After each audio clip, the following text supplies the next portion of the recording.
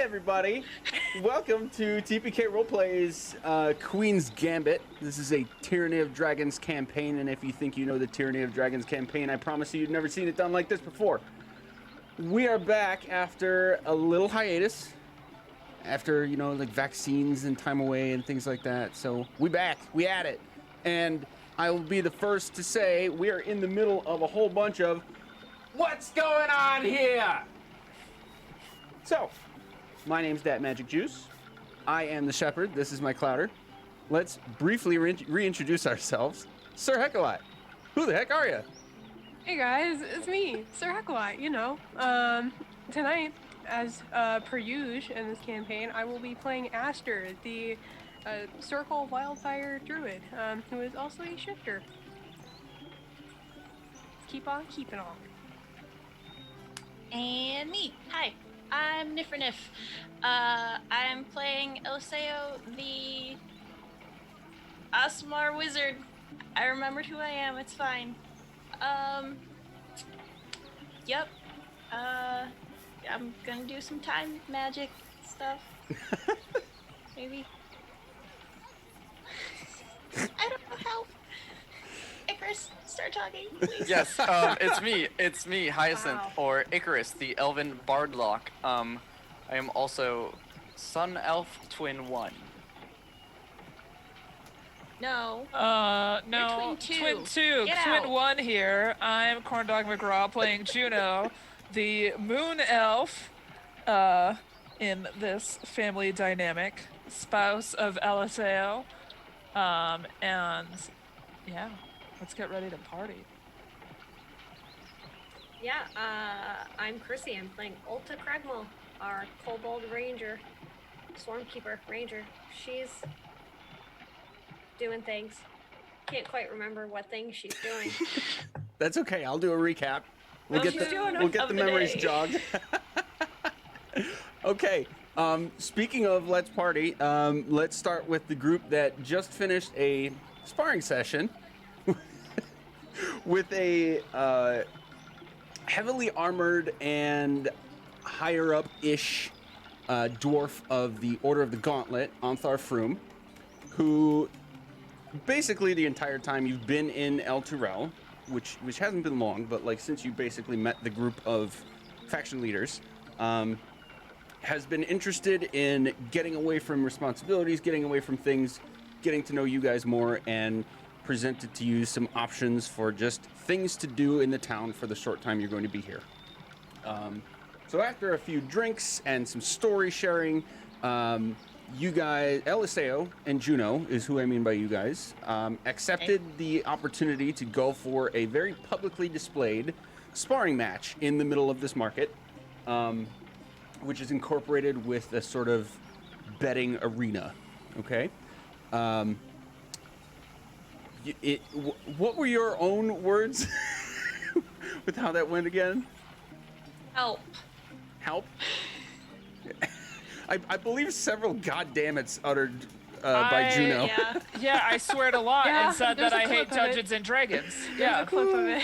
Yeah. I still hate it. I still hate it here. I It's fine.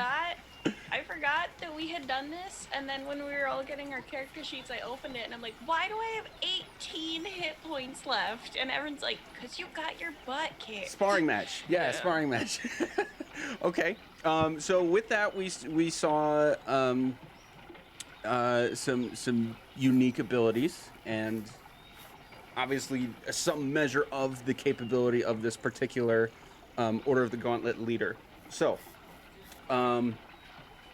smash cut to our other folks. Oh, I'm sorry. Icarus was included in that sparring match from a would we call it a taunting perspective, or more just observing and taking it all in?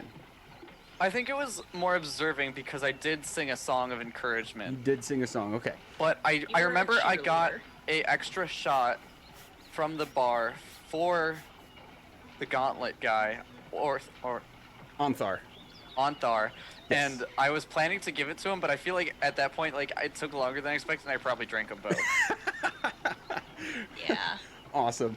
Okay, and then we'll cut over to Ulta and Aster, where we had a little shopping adventure. This included a sort of oddities shop, heavily focused on potions and like herbs, herbalist materials, and then another shop more focused on magical items variety. I'm forgetting if you guys visited a third place or not, or was it just those two? We did. You did? It was Yeah. a blacksmith-esque thing to get bolts from. Ah, yeah. Yeah, didn't you meet like a gray NPC? I think they're like really nice or something. I can't remember. We did meet someone that asked who we would bet on in that sparring match. Yeah, so It's very random stranger approached you guys, asked you who, about this sparring session, who you'd bet on, as he's sort of flipping his own coins around, and then also recognized you in some way, shape, or form. It basically probed you into confirming that you were involved with the attack on Greenest. So we're seeing after that particular instance that there is an outside world, outside of the 6 brains and faces that are at the table right now. So these are things that we keep in mind as the world keeps moving with us when we go through these adventures. So the the coin that you were tossed as a sort of thank you gesture from this stranger eventually was accompanied with a tiny dragon. And that's where we left the last session. Aster has a tiny dragon in her pocket, along with this unique looking coin. And then you guys also have a small dancing plant. Like a sprig with arms. Yes, his name is Seymore. Right, because we Seymour? all did our His name is Seymore. we all did our group dances. Yep. Yes, But that's copyright material, so we got to go with something else. As if Seymore the dancing plant isn't copyrighted. Is it? No. Seymour ate humans. Yeah, Seymore He the didn't human. dance. All right, so before we go basically action, is there anything you guys think I missed or misrepresented or need to clarify? Excuse me. No. All right. So since we did sort of 50-50, we ended with Ulta, and actually I'm going to let you guys vote. Would we like to start with the Ulta Aster duo coming back, or do we want to go back to the other trio coming back? We can do whichever.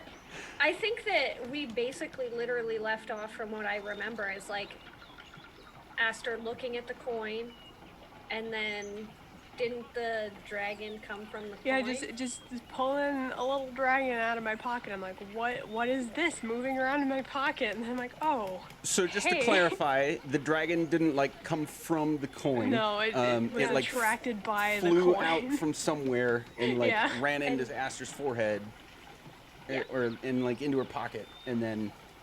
So yeah, like you pulling this dragon out with clutching this coin, is the thing we ended on.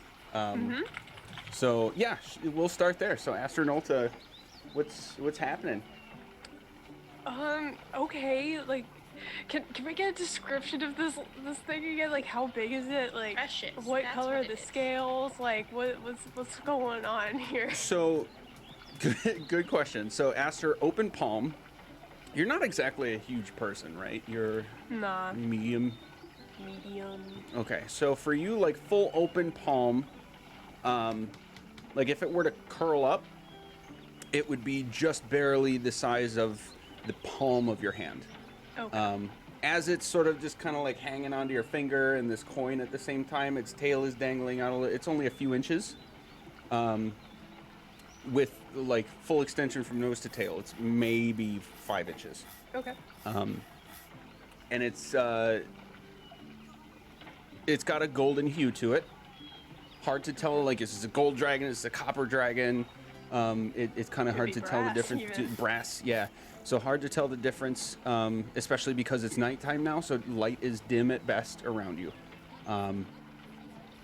It's got slightly larger eyes than what you would expect, like proportionate to the rest of it. Like it's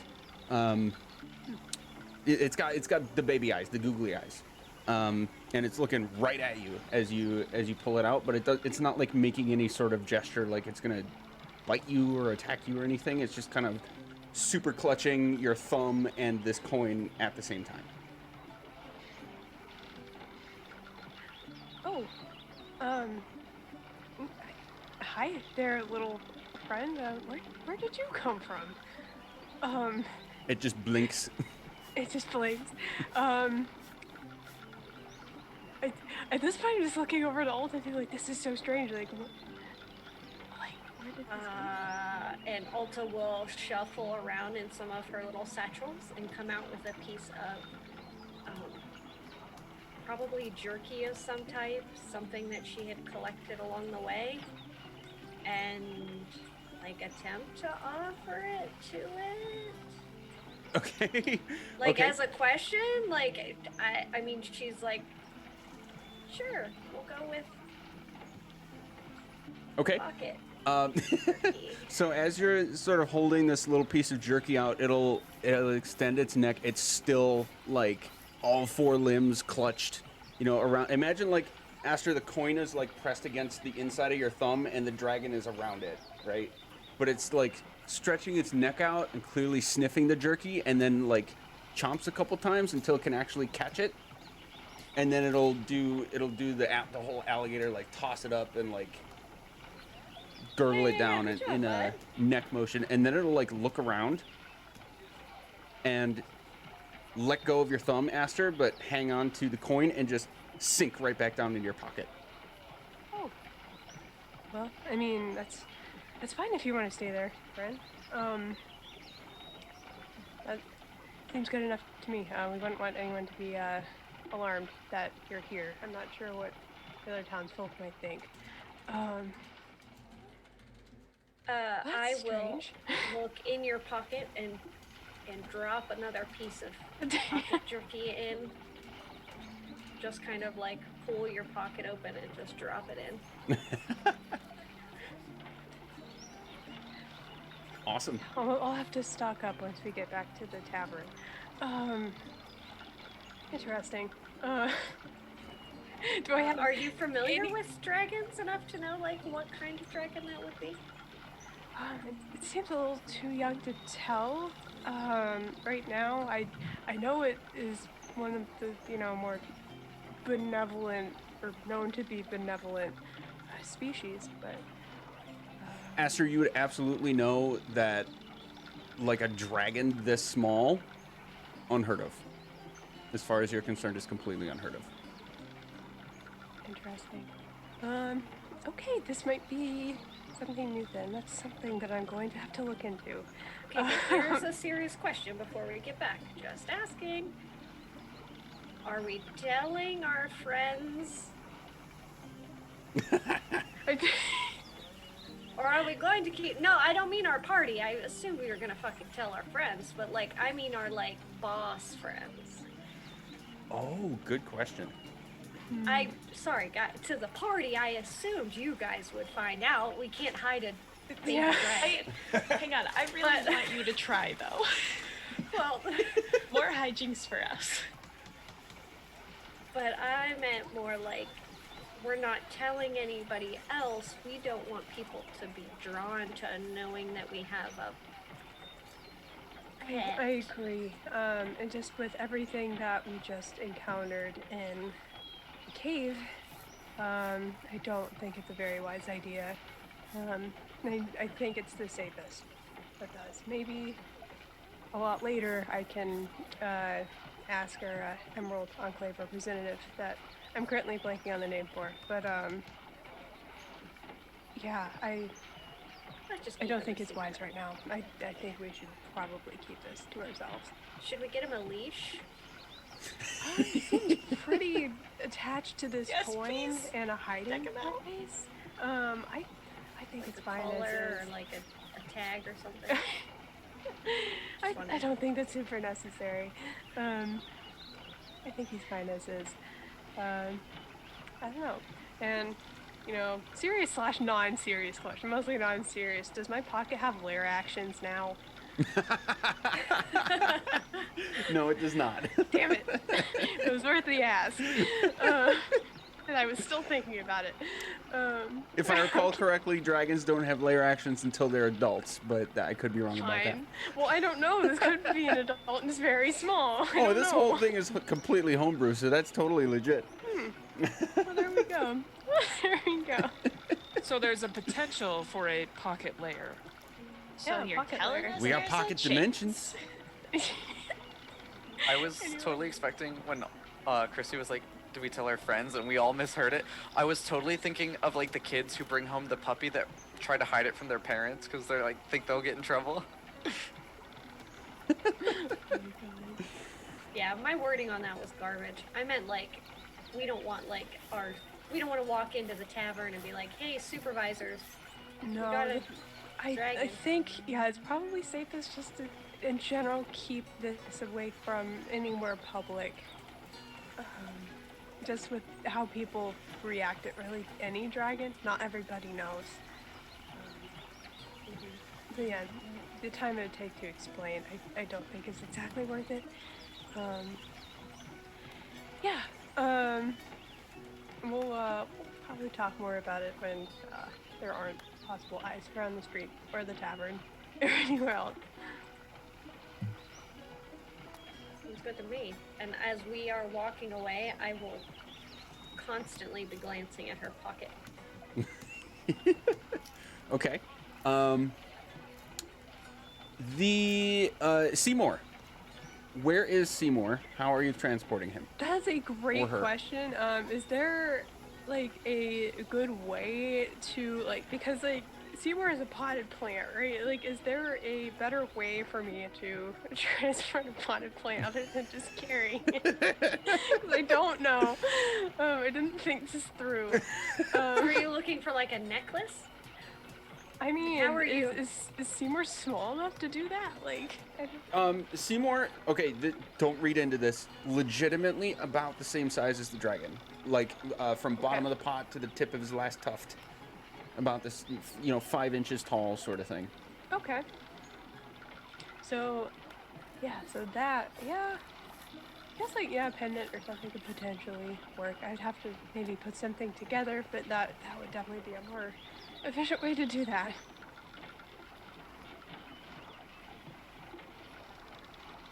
That will probably be what I will be doing during the night to try to put something together to maybe make this easier.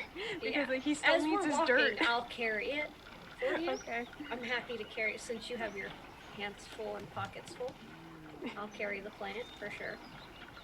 Well, thank you. Okay. So while you guys are walking back, Seymore is gonna be like turning. He doesn't have a face, but you can totally tell, like it's obvious as day, that it's like observing its surroundings. He's Is he a he? Am I calling him a he or it? Oh, you can. That's fine. Okay. So he's totally observing his surroundings and like reacting to new things. Could be like a random light. Turns and sort of like tilts and bends, and then a person walks by and turns and tilts and bends. He's being curious about his surroundings and taking in this new world around him. So before we walk too far away, can Ulta glance around to see if anybody noticed the dragon? Sure, you can make a perception check. All right, just a little. Yeah, as soon as something very out of the ordinary and could scare townsfolk was concerned, yeah, Astriel would probably be doing the same thing. I'm not Okay. sure if you want to roll or just passive perception. You Either 15 one. total. you will we'll use your passive because you were sort of Okay. well, actually no, we're gonna have both of you roll because you Okay, were no both problem. pretty occupied with it, so we'll just do the same thing for both of you. Ulta had a 15. 22. Okay, and at 22. Okay, so both of you, right after the moment that the dragon just sunk back out into Aster's pocket, you check out Seymore real quick, and then you're both like, oh, yeah, that's right, there's people around. But between how sparse the people are and the fact that it's nighttime, like light is dim at best around you, sort of thing, you're pretty confident that like if anybody did see it, it would have been because they were like specifically looking at you guys, and you don't get a feeling that that happened. Okay. Then I'm good to watch Seymore as these people watching, and since I'm carrying him, I would probably make shitty jokes or make fun of people as they were walking past to him. So, Okay. there's that. So at every time you say something to him, you'd notice this slight like perk up, like the top of his stem just sort of like tilts back, and then when you finish, he like leans forward again and it starts reacting again to the things around you guys, and then when you speak again, he like tilts his top back a bit again. So there's a clear like reaction to you speaking to him and to the things around you guys. Yeah. I'll occasionally, like, if we're walking over, just like occasionally, like druid craft, like various stimuli, whether that's like a little light or like little like sprouts around him, and just stuff like that, just to see what he does.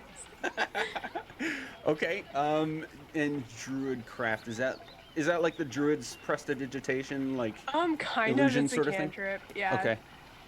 Okay. So let's say you conjure up like a small, you said like a small light. Yeah, I'm pretty sure that's Can you get it like a little viney hula hoop? Please. Harmless sensory effects, making a flower blossom or a seed pod open, that kind of thing. Instantly light or snuff out things. Okay. So yeah, just any one of those things. Okay, so we'll say you do like a small flash of light, like just a couple inches in front of it or him, and he'll like quickly shift and then you do it again. Oh my god, it's like a laser pointer. This is great. I'm going to like this one. I've done this to myself, guys. You have. We are never finding the plot again. Who has the brain cell? These guys have the plant and the dragon. Who has the brain cell? It's not us. Role playing in D&D? What? What is More this? likely than you think. Okay, so anything else for you guys? We will have you guys getting to the tavern that you met the group at, if there's nothing else. Yeah. I think we're just heading back. Okay, so we'll cut over to the other three of you then. You have like a minute or two in game. You have just come out of this small arena. You notice that Onthar is grabbing like a sack of money. I do Cool. find it really interesting that he bet against himself. I mean, when he knew he was Yeah. gonna throw the fight. Yeah, I mean, I didn't He consider that an stiffed it. option before, Yep. but Oh, I assure you there was no throw. Except this. And he's going to actually take a small sack from within the larger... it's like for a burlap sack, it's small, but it's like a full handful of coins that he's got, that he's shouldering right now, and he pulls out a small sack and tosses to each one of you. Got paid to get our butt kicked. All right. This is out of character, by the way. So each one of you now has a small sack of coins. Or like a pouch. Thanks. I shouldn't say sack. the two of Small them, right? No, all three of you. I didn't do anything. Cool. All right, then give it to me. No, I'll take it. I think we should put it in the family funds. We have a joint bank account. Since when? Oh, you haven't been contributing to it? So then it's all mine then, right? No, I think that's wise if we share it with Ulta. And No, yeah, Ulta for and sure. Aster. Just, I don't recall opening a bank account with you ever. I think he means the bag that's kept with Aster and Ulta's stuff. It was At more least of- that's where I threw my money. I hope was- they didn't mind. I think it was a joke, but I mean, Yeah, I was. I also could see Icarus opening a bank account with I Eliseo's name absolutely because they're more see that responsible. happening. I absolutely see that happening. But anyways, so yeah, we can absolutely put that in a for the group party funds. I don't want to count it in front of him, but eventually it would be nice to know how much that was. Are you checking now? No, I would not like to count in front of him, but I know that I have no object permanence, and if I don't ask now, I'm not going to ask. Okay. He's All right. still around, right? So like we can still do stuff with him. Yeah, I think Yeah. you guys said that you were like on your way back when we. Yeah, we're gonna go, because it's like almost nightfall, and we're gonna go stay in rooms. We Okay. have rooms there, right? Yes. Okay, cool. In the upper levels of the place that you had met in the sort of back room of, it's the same building. Cool. But yes, how much did we get handed? Are you checking while you're outside, or are you inside now? Like Inside. At your rooms. Okay, so before we Like, get to that, when we- then Yeah. Okay. he would offer you the decision of any number of rooms if you guys wanted to be individual for the evening, or if you wanted to have any sort of combinations of you guys together. Yes, I would like the combination that includes my wife and not my brother-in-law. I was gonna say I am currently raising an eyebrow at Eliseo. Wink wonk. Wink. No! Not again. No, why did that have to be the thing that came back? Aster, Ulta, are we doing groups or singles? Aster's children room. Yeah, I'm okay with grouping. I'm okay with singles. However people want to do it, I'm good. I'll sleep in the chair because I just have to trance. My question remains unanswered. Yeah, we're so bad at this. All right. We'll so We have a do two choice rooms. between 1 and 5, 1 and 4 Decisive. rooms. We'll do 2 rooms because the rest of us don't mind rooming together. I think. yeah. That sounds agree good. with Okay. Whoops! I almost accidentally spent channel points. That's not allowed. Okay, so Eliseo and Juno, you're back in your room, and Eliseo, you're checking for. Yes. Okay. You count out 20 silver pieces and another Cool. 15 gold. Cool. Do I count out the same? Yeah. Yes. Okay. You have the exact same. Is mine one more? It is not. Dang. It's one less. No, you have like 15 gold, 19 silver, and 10 copper.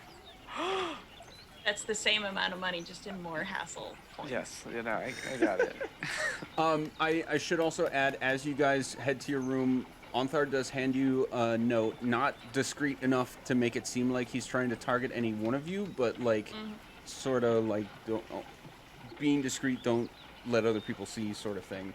And then bids you good evening. I'll take the note. I'm the responsible one, apparently. Who am I? You're the cool one. Who are Oh, you? No. I didn't want that. Then what am I? I'm sorry, I think you're cool. You know who you are. So anything Fair. happening, or should we go to the other guys? What's the note say? You're just gonna tell us we get handed a note, and you're not gonna tell us what the note I says? don't know if you open the note. I don't want to lead you into opening the note if you don't want to open the note. I take Well, the now note I need and to open check it. the note for traps. Don't check the note for traps. Oh man. Okay, no, there's no traps. But the Okay. note is just like a series of short statements. Okay. Baldur's Gate contact. Oh, I literally just. Oh, there it is. Akin Celeban. I'm gonna send that in the Discord because you know how names are in this game. Cinnabon? Yeah. Cinnabon's here? I remember this name. I remember making a Cinnabon joke. Akin Celeban, human male. Black market trader. black market trader? No, I'm forgetting the name. Oh. I have all this stuff written down, and then I'm just No, constantly on the you're wrong fine. page. You're fine. It gives me more time to actually write down the right thing. Blackgate Trader. Blackgate trader. Thank you. Passphrase is, Ooh, secrets. yes, but I always carry a parasol just in case. Yes.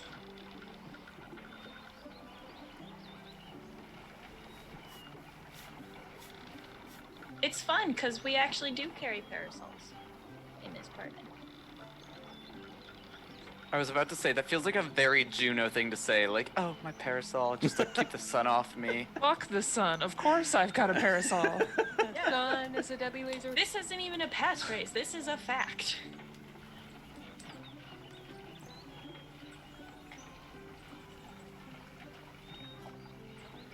Parasols are for wimps.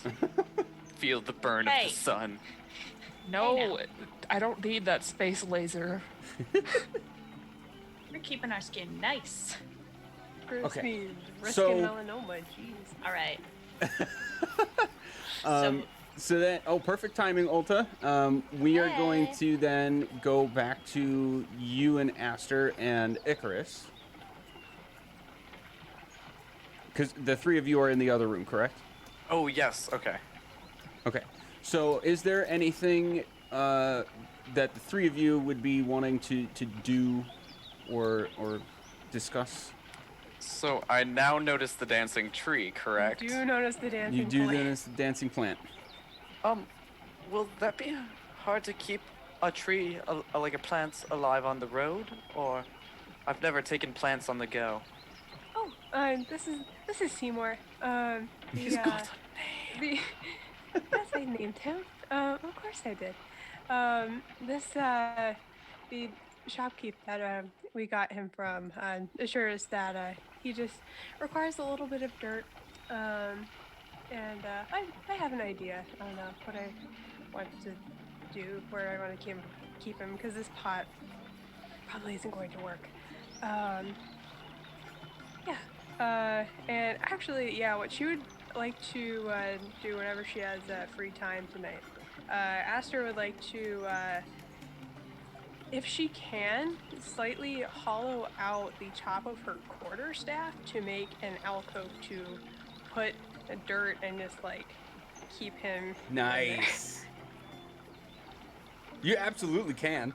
Okay, well, cool. That's what she's gonna be doing. But yes, he's going to be housed in a little alcove in her quarterstaff. Nice. Okay. You. Staff of the dancing plant. It Every would. single thing you do is cuter than the last. No, I'm gonna hold that thought. Yeah, that works. That happens. Takes you maybe 30 minutes.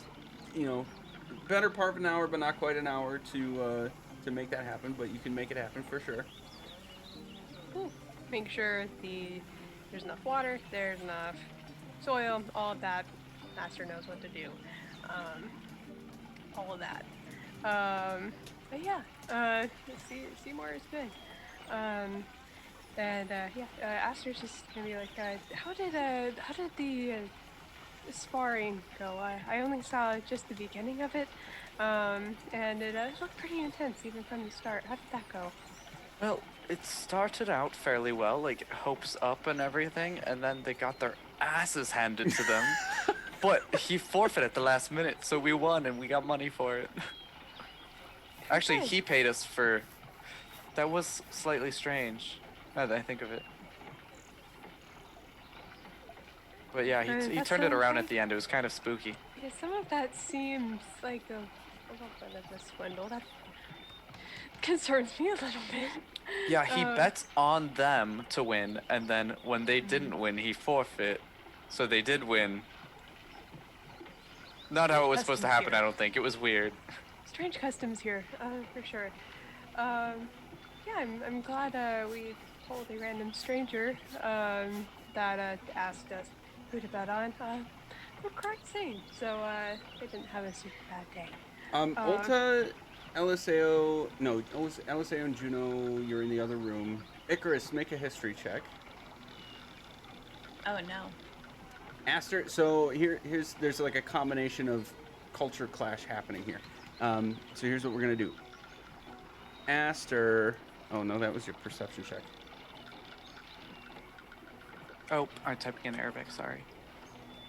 16. Okay, so Icarus and Ulta, you probably would have actually seen or experienced, betting and some level of like swindling in your life, I guess, in your upbringing, being raised by nobles. I would assume that you've had a fair amount of travel. I don't think we went into too much detail along those lines with your backstory, so tell me if I'm overstepping, assumptions. But given a sort of noble background, reasonable to assume that you'd understand that sort of thing to be a pretty regular occurrence in the world.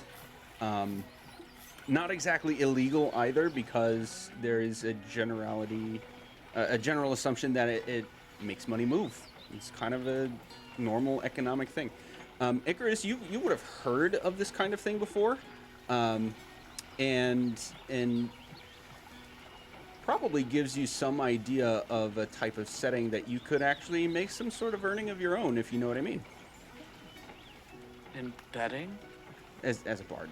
Sorry, I'm being overly facetious. I was like, Icarus doesn't put two and two together. Sorry.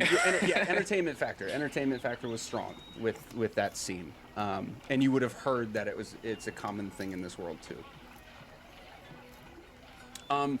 Aster, given the much more secluded background that you She's had, from the tree.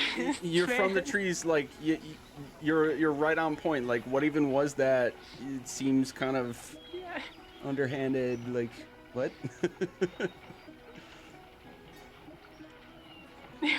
So as we're like sitting there, I'm gonna like look at Aster and like look at Icarus. Yeah, And just be like, so. yeah, like also? Aster will continue because she started mentioning that stranger that they just talked about, and she'll just be like, yes, he gave us this strange coin, and I'll show you that in a second.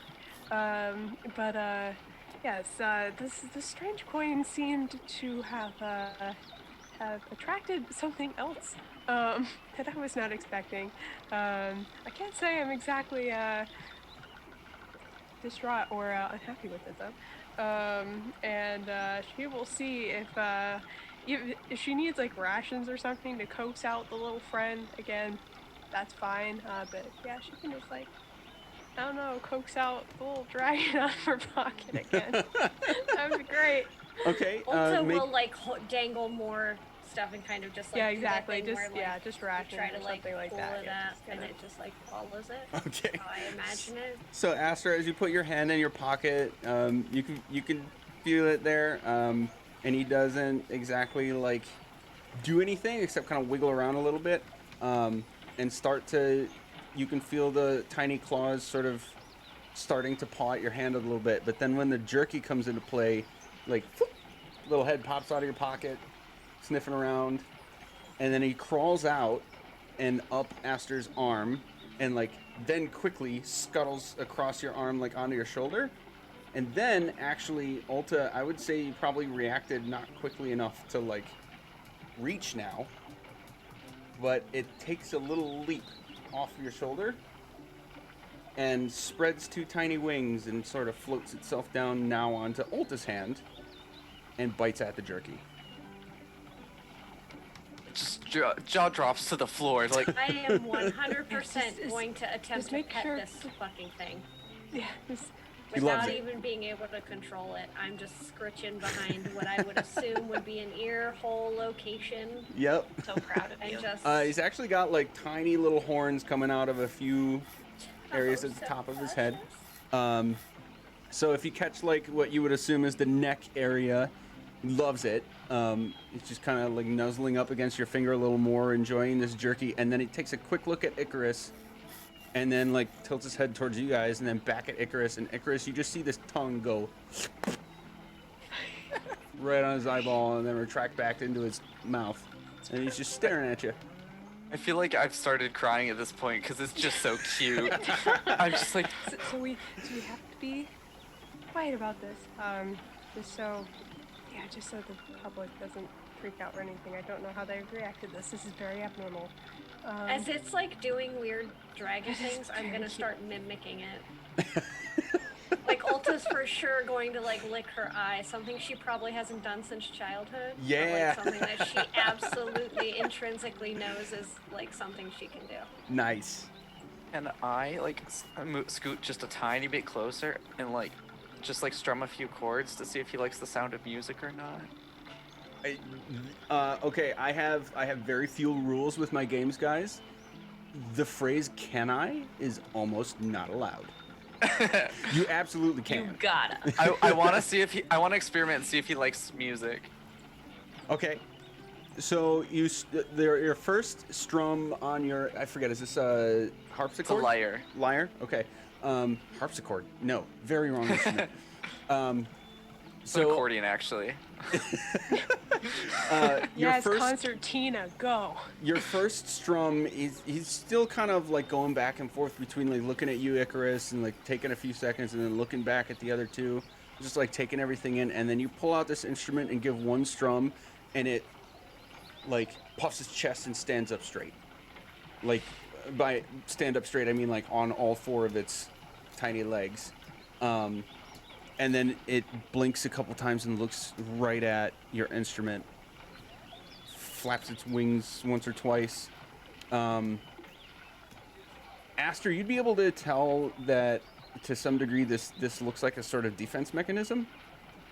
Totally reactionary, but then Icarus, when you strum again, it sort of hunches down a little bit more. It's still sort of halfway in between, but then you start going into, we'd call it a chord sequence, maybe not full on song, but you give a few more, and then it completely sinks down, like folding its front arms on each other, and then like full belly, just laying facing forward on now Ulta's hand, facing toward you and just watching.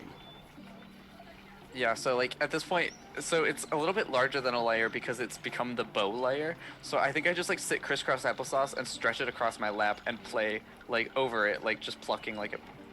It almost is like halfway Okay. between a harp and a piano at this point because of the orientation of it.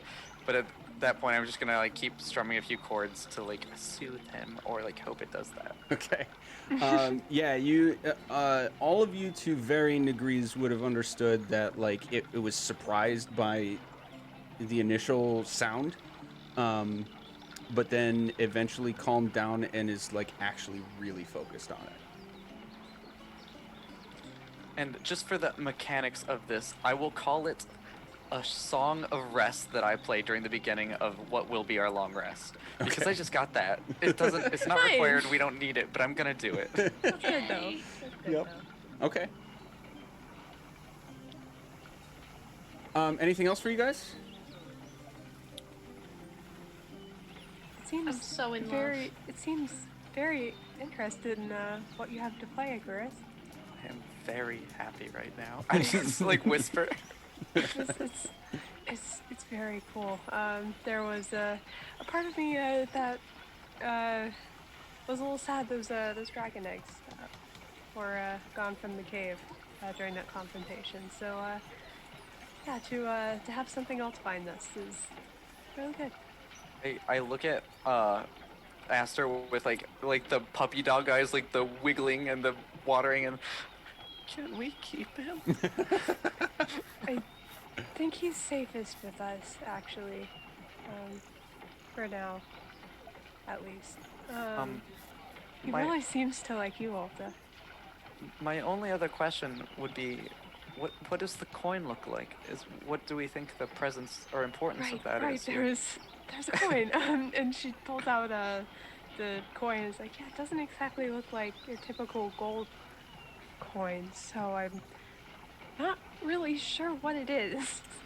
So, now in a better lit and more discreet location, you'd be able to see that the coin has a sort of crude representation of a dragon's head. And Ulta, Icarus, you can make a history check for this. Ulta, you would know for sure.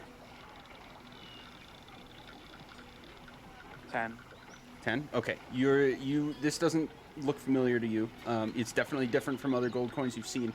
Ulta, you'd know that sometimes different markers of currency come from different places around Faerun.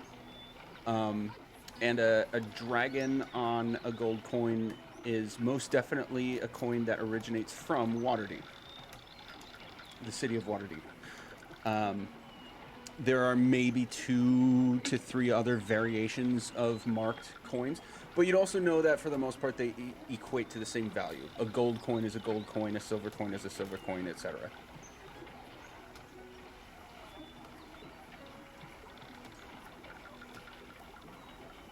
I'll make sure I mention that as we're like sitting there discussing it. Probably kind of like half-assed because I'm way more focused on the tiny dragon than the coin. It'd probably just be like a quick shout over the shoulder to or wherever they're sitting, if they're sitting in front of me or wherever. Yeah. Okay. Aster, yeah, for you this is strange again, big culture shock. And in fact, I think this greenest would have been your first experience outside of your grove, right? In like except for gathering of maybe people? where we were coming from, the city that we're coming from previously. Oh yes, and that was a very small one. Yeah. It would have been slightly smaller than greenest, and then greenest was the big cluster that it was, and now you're in Elturel, which I can't remember. Much larger. Yeah, so it's like every week is like this new version of huge for you, as far as like cities and amounts of people that are around, that sort of thing. Waterdeep, you can make a history check to see if you've heard of Waterdeep. All right. I'm not hopeful. 16, not bad. Okay, so you've heard of as like a few like really central what have been called capitals, but the word doesn't really translate. The closest translation like to an idea that you've heard of is like village center sort of concept. So see, now Elturel was described as a holy city, so for you it's kind of it's in that same wheelhouse, but still a very foreign concept. So it would have been a city name you've heard of, and you're just now starting to like experience the sort of scale that a city could have. Yeah, from town to town to town at this point. Yeah, her eyes have just been wide open, taking all of it in. It's kind of a given at this point because there's a lot. For sure. And if there's like a fireplace or something around, Aster would actually like to experiment with control flame, seeing if the dragon is attracted to heat at all. Sure. So yeah, there is a small fireplace with a chimney going out. So it's just like a small. Is it an actual fire or a flame? It's a cantrip. It's like let me go back to my cantrips. You can expand the flame. You can extinguish it. You can double the bright or dim light from it, or even cause like simple shapes in it, which eventually she might do for this. Okay, sure. So we'll say you have the materials to sort of start a fire, and then you can use this to, or you can start it with this, I think, if I heard that correctly, and then sort of experiment with it. Yeah, provided there's fuel, but yeah. Yeah, so you get a small fire going, and as the tiny dragon is finishing this small piece of jerky and sort of like, I'm imagining Ulta like almost nose to nose with it. Is that... Okay, so like checking each other out, big eyes blinking at each other, and the tongue from the tiny dragon is kind of going a little bit, not quite like a snake, but almost more gecko-like. As he's clearly like engaged with you, Ulta, and just as curious about you as you are about it. When the fire starts, it definitely catches his attention, and then he sort of like flexes out his wings again, gives a couple flaps, and like leaps and flaps his wing a couple times to float down. You're getting the vibe at this point that he can't like really fly yet. So, you know, the time that it sort of ran into you, Aster, and sunk into your pocket, and then the time that it jumped from your shoulder to Ulta's hand, and now this time from Ulta's hand to the fire, like floor level. He's always sort of starting from a higher spot and floating sort of downward to his end destination at this point. And sees the fire, gets really close to it, and then just starts prancing, sort of like in place, and then runs in a circle, and then prances over to like one end of the fire, and like almost rubs its backside against it, like the wall of heat coming from it, and then prances around it a little bit more before coming back to Ulta. So it does link fire. That's interesting. Very interesting. And I'm just gonna go back to like playing with it. Okay. Anything else for you guys before we go one more time to Eliseo and Juno to see if there's anything you're doing or talking about before an overnight? So, is this like bouncing back and forth and then we rest, or like I just have a comment about like the way we rest? Yeah, so let's establish if there's anything else before you rest, and then establish what you're doing for rest, and then we'll cut to Juno and Eliseo for the same.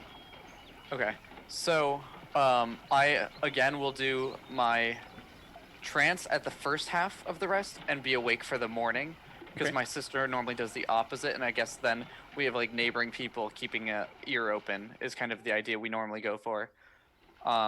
So that's my plan so far, and then I will do a sort of prayer during my trance before I go to bed, or when I'm asleep, I guess. So I can do that later or now if you want. We'll come back to that on the same at the same moment. Aster, Ulta, you know, going into long rest. Anything else to do or talk about before resting for the evening? I'm definitely just kind of like making my usual sort of like nested area. I will obviously allow a baby dragon to sleep in a nest as well with me, but if it is more comfortable in a comfier spot, like a pillow or a bed, I would totally get that too. Okay. What are you using around you to sort of nest? You're in a pretty whatever's in the typical room. like room. Okay. Like blankets Yeah, and pillows so sort of thing? If there's like a blanket or something on the bed, I'd probably pull that off, and whatever's around. Okay. Nothing super fancy. Okay. So let's go over then to Eliseo and Juno. Is there anything else that you guys wanted to do or talk about before going into rest? As they're like walking back, and then as they sit in the room, Juno is slowly casting healing spells into Eliseo's hand as they've been like walking and holding hands, because they both look like shit. You're just as bad as me. You don't get to talk. I know, but I can heal myself. Okay, So I'm just like pumping cure wounds down my you know hand, what? essentially. Okay. You cure wounds me. I'm just gonna squeeze your hand back and do healing hands on you, because that's what we do. We take care of each other, man. Yeah, we don't use our magic for ourselves. We use it Nope. for others. Mainly each other. Mostly each other. Yep. Once we get back, is there any way to bathe? Because they have not bathed in a very long time. And so Yes. Juno just wants to feel clean again. That is a big priority to her. And just kind of getting like the soot off of her, but also like taking that time to like think about a conversation that she's been wanting to have with her brother. Like, she tried to take out some angst, and it didn't work out. She only got more angry, and her shit handed to her. So I think she would, like, definitely spend some quality time with Eliseo, but... I mean, look, I could... Do you just need me to come to the bath and, like, give you a back rub while you're soaking? Because I can. Yeah, I'm gonna have a good cry there, Okay, too. cool. I'm just gonna sit and rub your back while you do that in the tub. Yeah. Because you need that. Just... Yep, I'm here for you, I guess. Damn it, this episode's too wholesome. Listen. What did you expect from this group? Like, hello? No, Yeah. I'm with it. I'm all about it. This is Look great. at the script. Yeah, we're just gonna get smacked with combat later when we're... Yeah, we are. We absolutely are. Yeah, I'm just gonna listen if you want to talk at all. But It feels like Icarus wants to leave me. Like, he was so excited to talk with that boorish man. yeah, he was kind of. Stick up. Whatever. I wanted to beat the shit out of that guy so he would realize that it's not safer with them and that he's better off being a harper with us. Like, I don't get it. And just sobbing in the bath, like smacking the water. Okay, soap in my eye. Okay, Sorry. No, I you're just- fine. You're fine.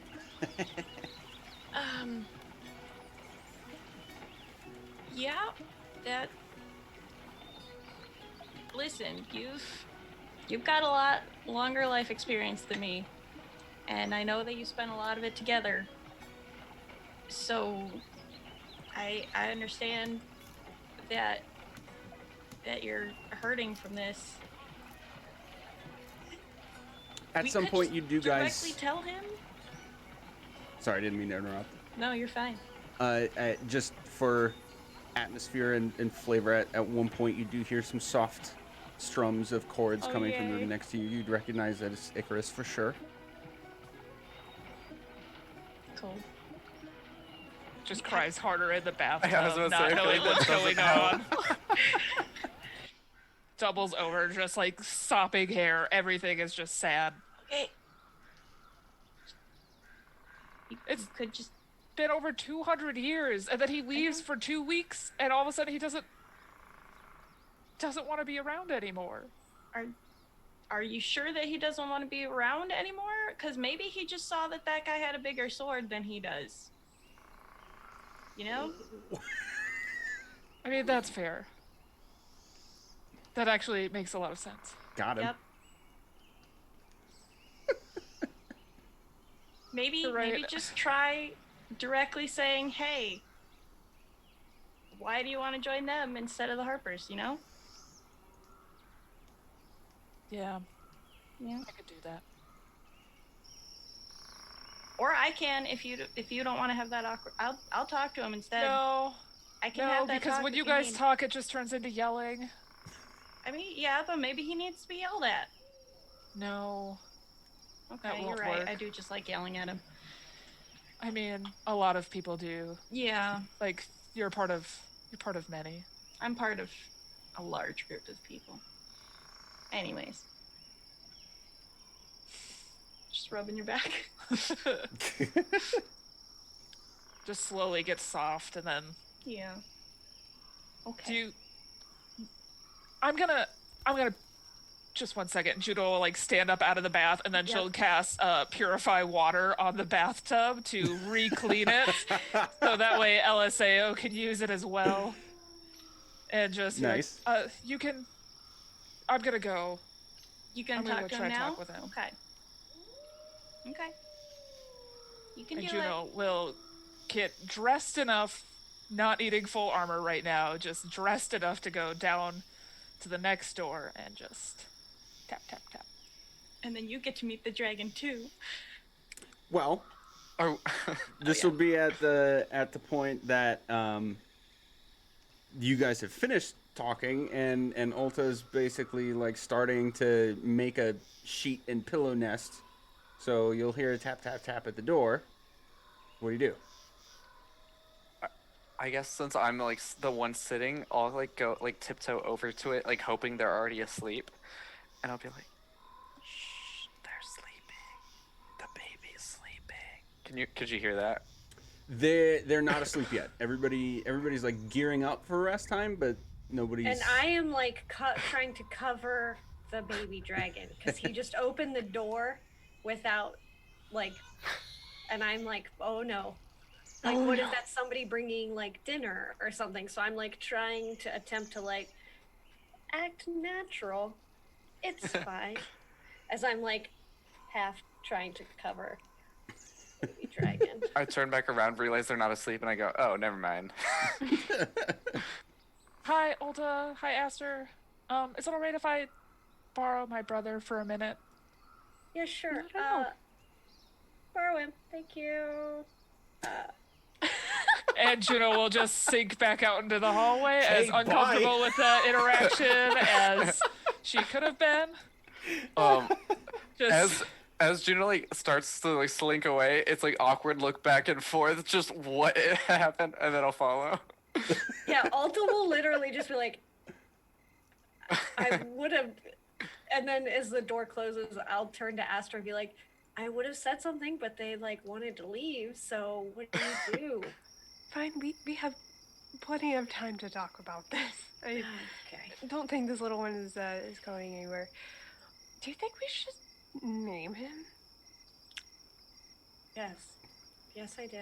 Okay. I'm not sure. I'm not entirely sure what I want to name him yet. And like at this point, I can like see like a little better like the hue of the scales a little bit more now that we're in a well lit place. Correct. I'm sorry. Say it again. Now that we're in like a more lit environment, like we can see the scales better. Correct. Like, is there anything different about the hue at all, or no? Let's name him Bahamut Jr. They have a definite shine to them. They're gold. I was gonna say guppy, like a goldfish. It's very cute. Name him Goldie. Something like I don't know. He seems very, very happy. Very, I don't know. Felix. Very Smiles. joyful. Very sunny. Felix I don't means know. happy How and about golden. Sunrunner? I like it. Let's go with it. And I will look down at the little thing and be like, how do you like that? Do you like that? And then, you know, attempt to get some sort of reaction to Is there a gauge?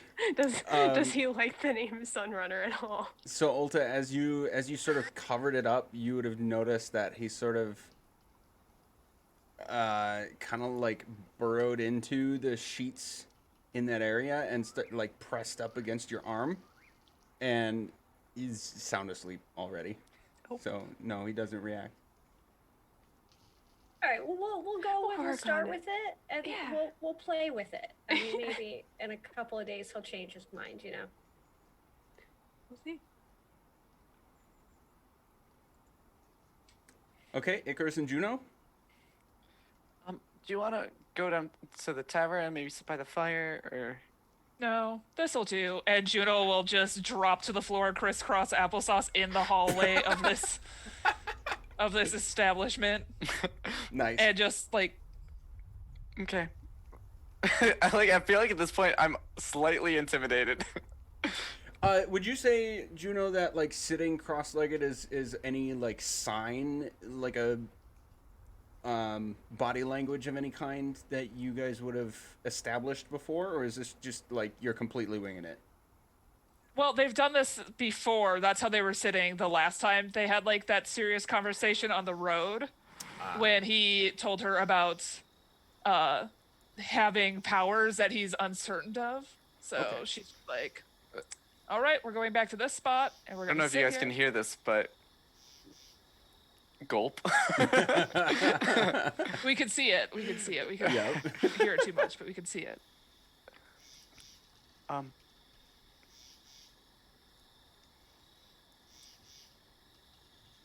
Well, are you gonna sit? Oh, yes. I thought I did. I forgot to say that I did, but I thought I did. Part 1 done. Oops. Juno will stare for a moment before like grabbing his face and pulling it towards hers and just like pressing their foreheads together and shutting her eyes just to like feel her brother's warmth. Do you And feel just, cold? Nah, I feel probably wet right now. I just got out of the bath. I was just seeing if that was like a reverse thing or if it was just a general thing. I mean, maybe. I always feel chilly when I get out of a bath, so that would make sense. Body trying to regulate temperature and whatnot. But yeah, as they're sitting there, she just kind of like, her eyes are either down or they're closed. She's not like really looking up at Icarus because she doesn't know how she wants to say what's gonna come next. So like a decent chunk of time just like washes over them before she says anything. I feel like at one point he'll start to speak like as the do I go first, and he's waiting either for like an immediate like just shut up or like an immediate like go ahead. It'll just be a Okay.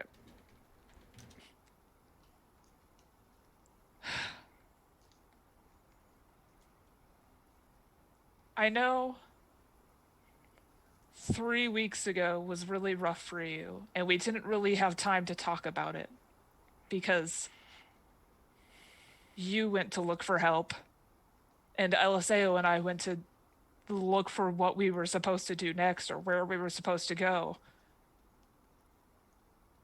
But when you left, it felt wrong. We've been together for over 200 years. And honestly, it was terrible. I was grateful for Eliseo being there, but it's not the same as you. And when we saw you in Greenest, and I was just too happy to even try to talk to you about what's going on or how are you feeling, and then we've just kind of been on the road and it never felt like a good time to talk about it. Like we talked a little bit, but I don't know. It just all feels weird. And then tonight when you tried to leave the Harpers, I threw up in my mouth. It was disgusting, but I threw up a lot in my mouth thinking of the idea of you leaving again. And like, yeah, we could still be traveling together, but it's you leaving again. And I guess what I'm trying to say is like, I'm not ready for that.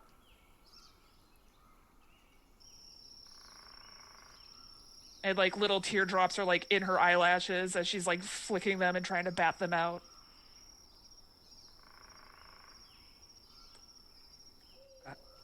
I don't want to leave.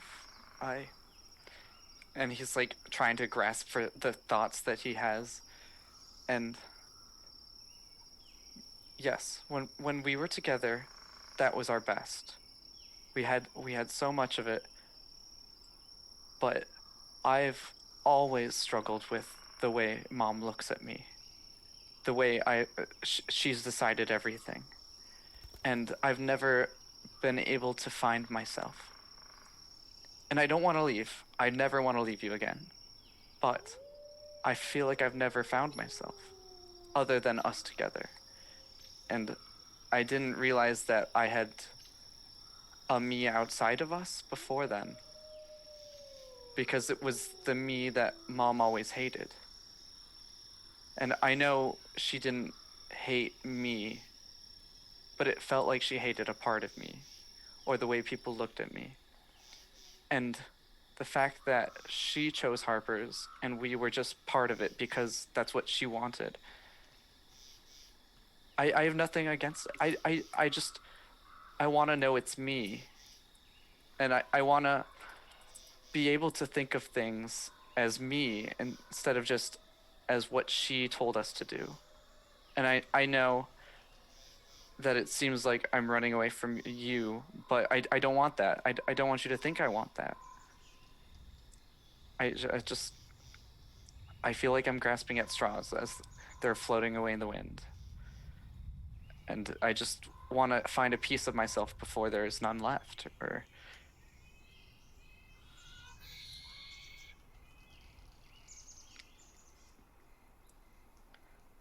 Juno just reaches up, still holding, like she reaches back up to his face and just like smushes her face in more. Still not looking at him just yet. And just. Is there anything I can do to help you find you? I don't want you to be like me because I like that you're not like me. I like that you're you. And if I can help you find what defines that, I want to. honestly, just a slap on the back when I go the wrong way. Because I can do what I think is finding me, but some things, I might be wrong about. You gave me the advice I needed to earlier when I was trying to navigate a connection that I'm trying to find. And, I admired your connection, and that helped me find like the first step I've made this whole way. I made with your advice. So I just need you here, and I'm not gonna leave.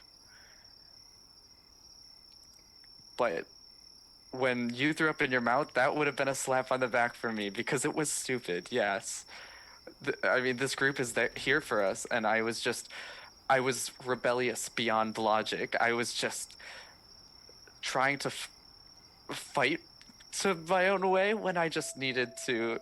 That one wasn't as thought through, I guess, as some things might be, but If you don't, sometimes it'll be a slap on the back, sometimes it'll be a hand to hold, I don't know. yeah, I'll stick to the hand to hold. I'll leave the slaps on the back to other people here. But if you don't want to be a harper, like we could try to find something different for you. That guy, Yeah. not him. I see now. Yeah, he was just.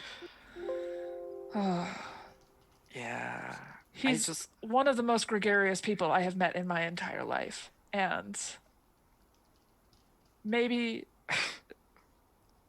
I don't know. Did you see Ulta's person? Oh, She. Shh. Mouthing, they're right there. Eliseo knows. It's fine.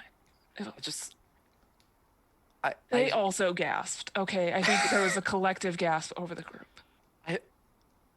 It's not that I don't like the Harpers. It's just that I'm struggling so hard to make myself that I'm questioning everything when I don't need to be. Like the one thing I never questioned was this, and I just motion around, which is you and Eliseo and enjoying the company of the people around us.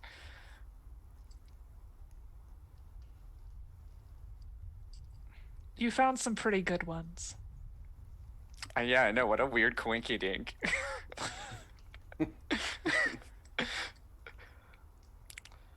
I think they're also very impressive. Like, I think we have got our work cut out if we're going to stay caught up with Ulta's strength and Aster's mind. Oh my gosh, did you see the baby?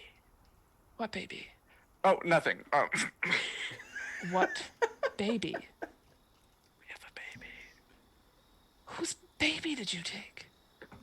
It's given to us, I think. So, we can't take a baby with us. No, not like a literal baby, but like a baby. There's a... What is going on? I'm just gonna think it really hard because I don't want to say it out loud and see if she gets it. Do you need Tums? Okay, I don't want to say it out loud. Can we tell you tomorrow? Can't you just show me now? I can't The I can't baby's meditate sleeping. with this in my mind. The baby's sleeping. I'll be quiet. You don't know that the baby is sleeping, Icarus. I feel like I assumed it. Because Okay. because when I was about to leave the room, I said they're sleeping when they weren't. Okay, that's fair. So I'll open the door really quietly and we'll see if we can see it, okay? All right. And I'll like tiptoe back to the door, like as I open the door. Ulta and Aster are still there, still awake. Chris, we're not asleep. Okay, but like, and I just mouth, can she see the baby? I would like to see the baby. Yes. Jesus Christ. Alta will Of motion course, for of course. Juno to come into the room. Juno just slithers along the wall and then like looks at the nest that's been created on the floor and is just like, where is it? And I will lift up a small blanket, part Okay. of the nest. So Juno, you see a small, coiled up, lizard-like creature with wings. You would easily be able to tell that this is like a tiny dragon. And I'm That's a just gonna tiny dragon. whisper across the room, and he's my color, not yours. That's fine. And Juno will just like bend down and get kind of close to the dragon, but not touching, like making sure to keep her hands back because she's just like, I don't know what to do, but I want to see. So she just kind of gets in close and just leers at it a little bit. Alta will scratch behind its ear, kind of like while she's doing that. Oh my god. Yeah, we ran into a small friend on our way back. Or rather, he ran into me. But We made a mistake by going to that fighting pit. Oh my gosh. And she'll just like get in very close, like face within inches of this creature and just like lay down on the floor next to it to get like a full just what you do when you're at someone's house and there's a baby rolling around on the floor and you're just like, I'm also a part of this. I'm sleeping alone tonight, aren't I? So, You're gonna be in here. so he is asleep, and you're I you're will not kind of being disturb. quiet, so you don't wake it up, unless you want to. No. Okay. I'll be like, oh, what a sweet, sweet cherub. Okay. And she'll just look at her brother and be like, you'll know what to do with showing this to Eliseo tomorrow. I leave this in your capable hands. Oh no. Good night, Aster. Good night, Ulta. I'm gonna go check in on my spouse. This was a blessing. And Juno will just kind of like creepily leave the room, just slither her way out. What Just was shut the the you'll know what door. to do? I don't know. I follow very a obvious, trickery. but it's okay. I follow a trickery. What are you talking about? You'll figure it out. You've had 200 years with me. What would I do? This is like the toad in the bed situation, except it's gonna be a dragon instead. And then when I get back to the Good room, night, I Juno. slowly start braiding Eliseo's hair and stuff Yes. just for them to fall asleep. Some good Very scalp nice. scratches, followed by some back scratches. And just let them fall asleep before I just kind of sit there for a few hours and then go into a trance myself. Okay. So we will take a short break here, and then we will handle a long rest and go into the next day. So we'll be right back again. Dang it, Oh no. man! Ha ha ha ha ha. Joke's on me.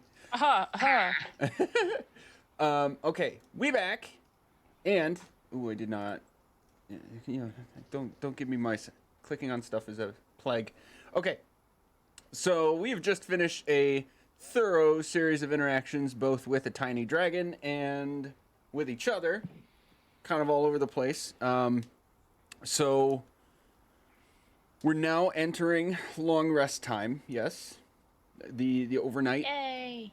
And we have, for those of you who are not elves, you can complete your long rest. Nothing of note will happen. For the 2 elves, as you go into your trances, you experience a rather vivid dream.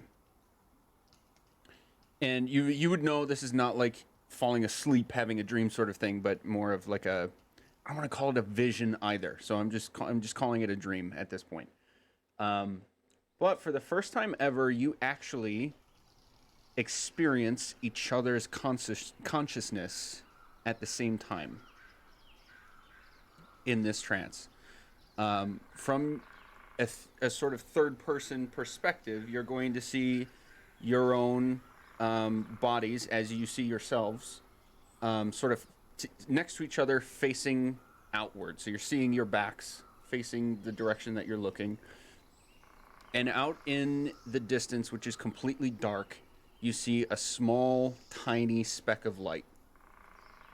Icarus, you have a brief moment of fear wash over you, as you have a crippling fear of the proverbial void.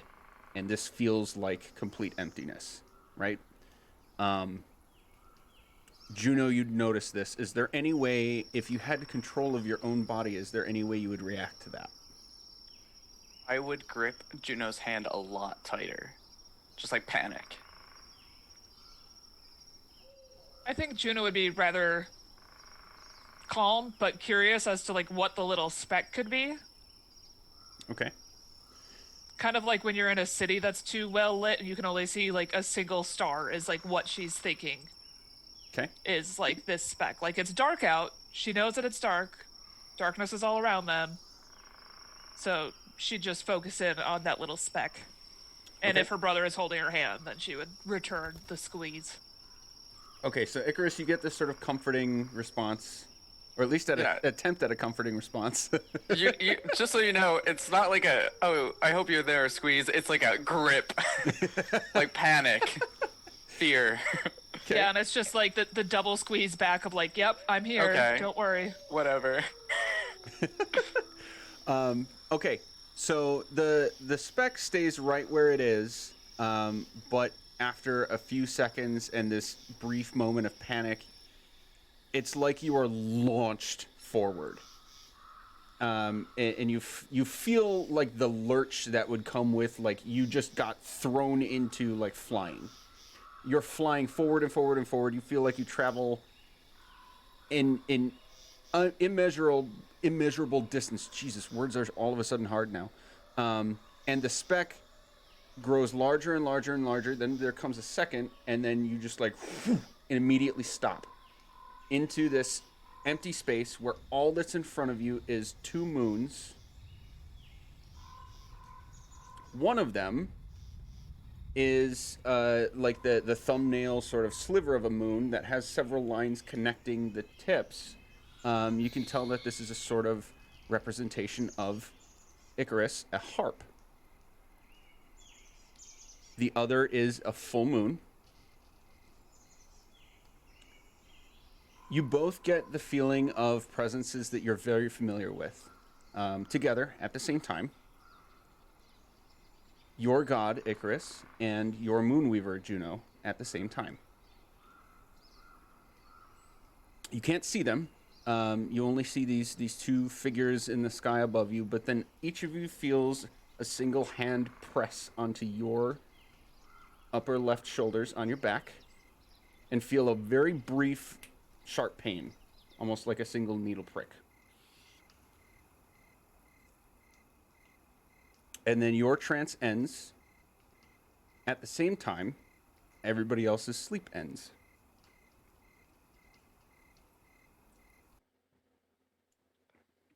I feel like I would just wake up like breathing heavy and just run for the door.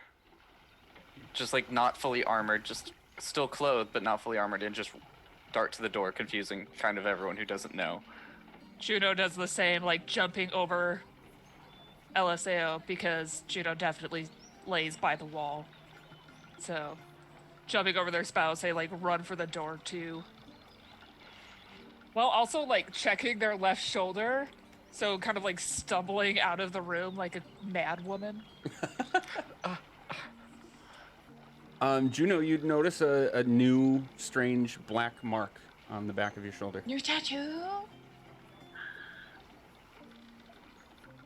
I am going to make my brother look at this the second I find him.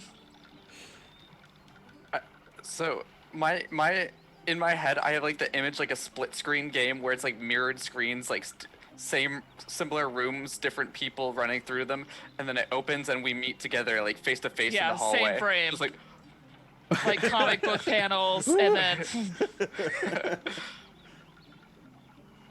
did you let me see your shoulder, and then she just like dives forward and like starts ripping his like shirt over to see. Okay. You Are you see... doing this in our room?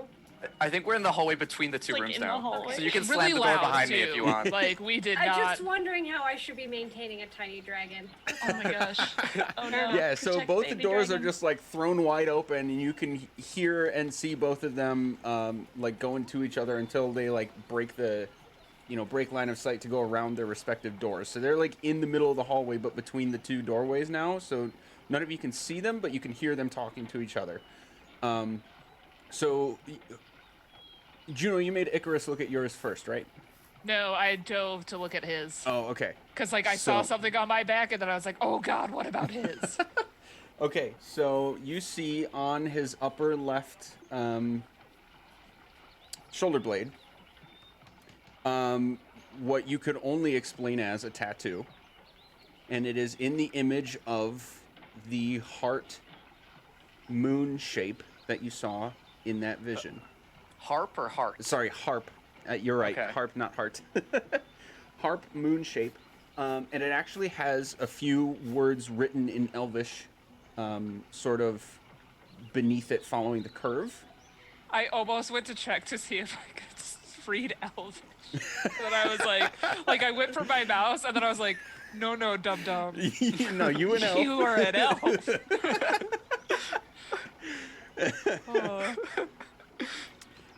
You are the best.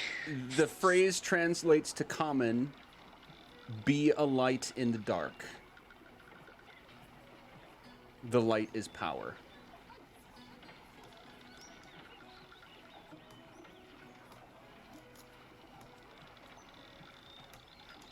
I just read that out loud as I'm like gently like reading the words.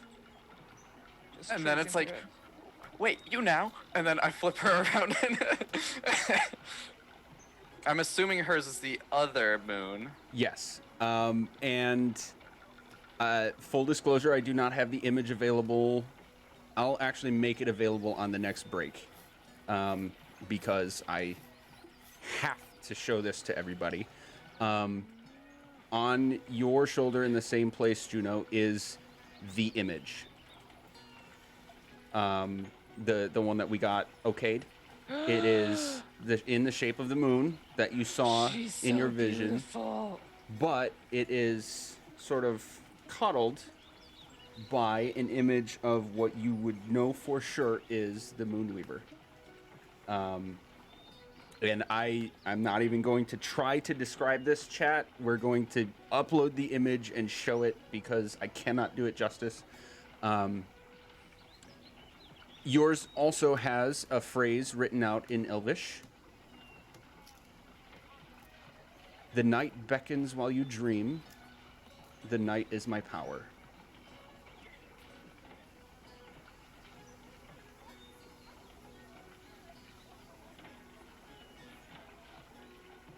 And I'll read that aloud. And then when I say the night is your power.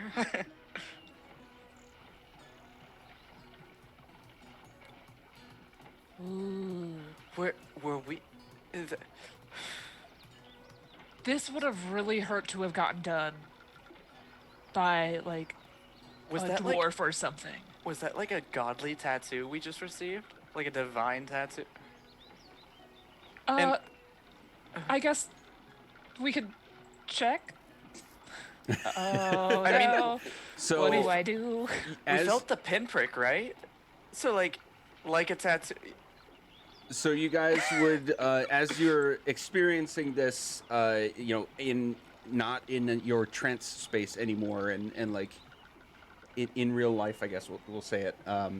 You'd be feeling mystical energies coursing throughout your body, mixes of magic and divine energy. You'd feel what I'm gonna call the process of attunement happening.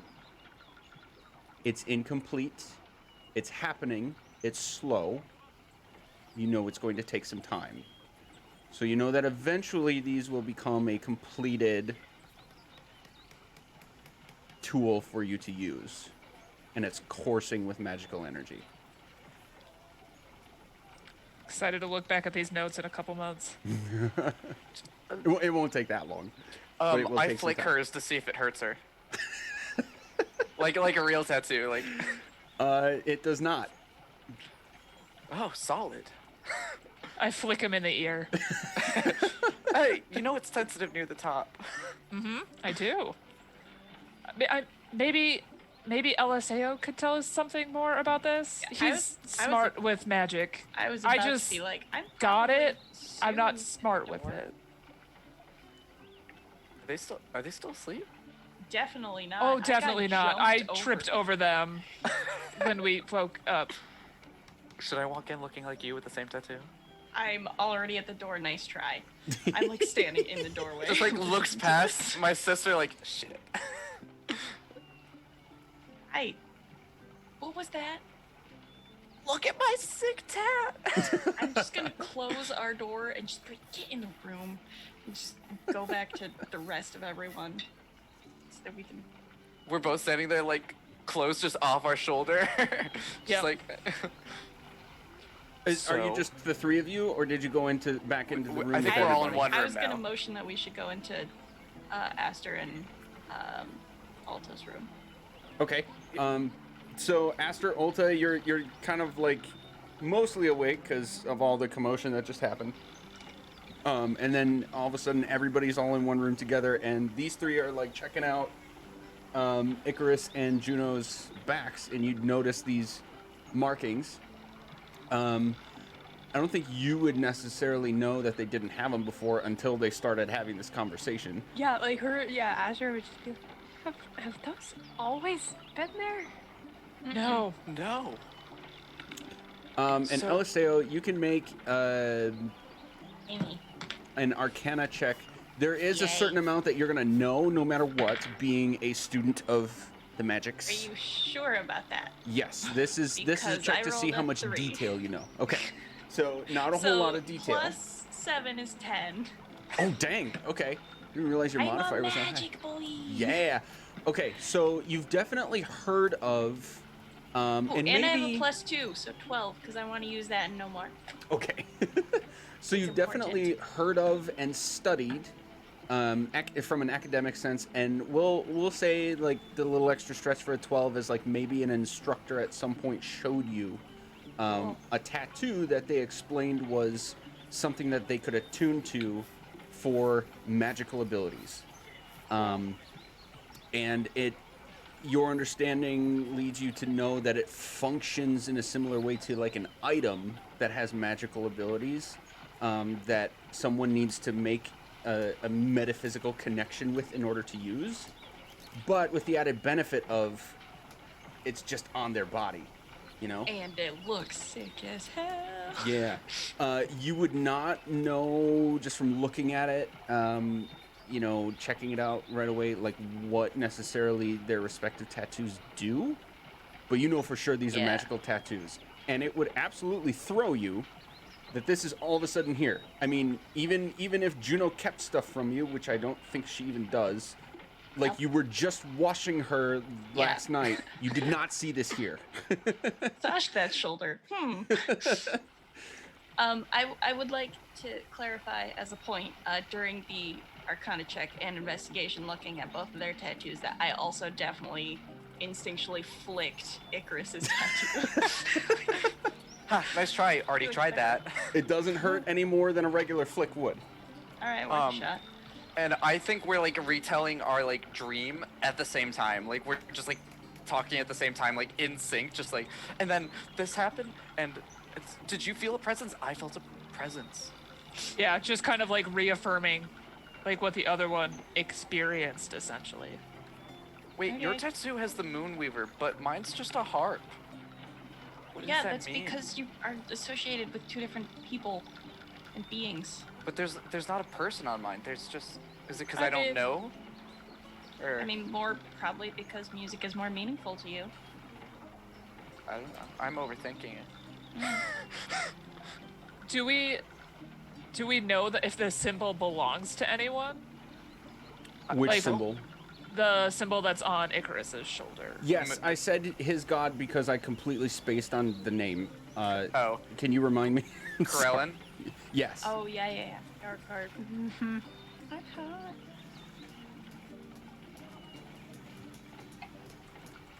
Well, maybe.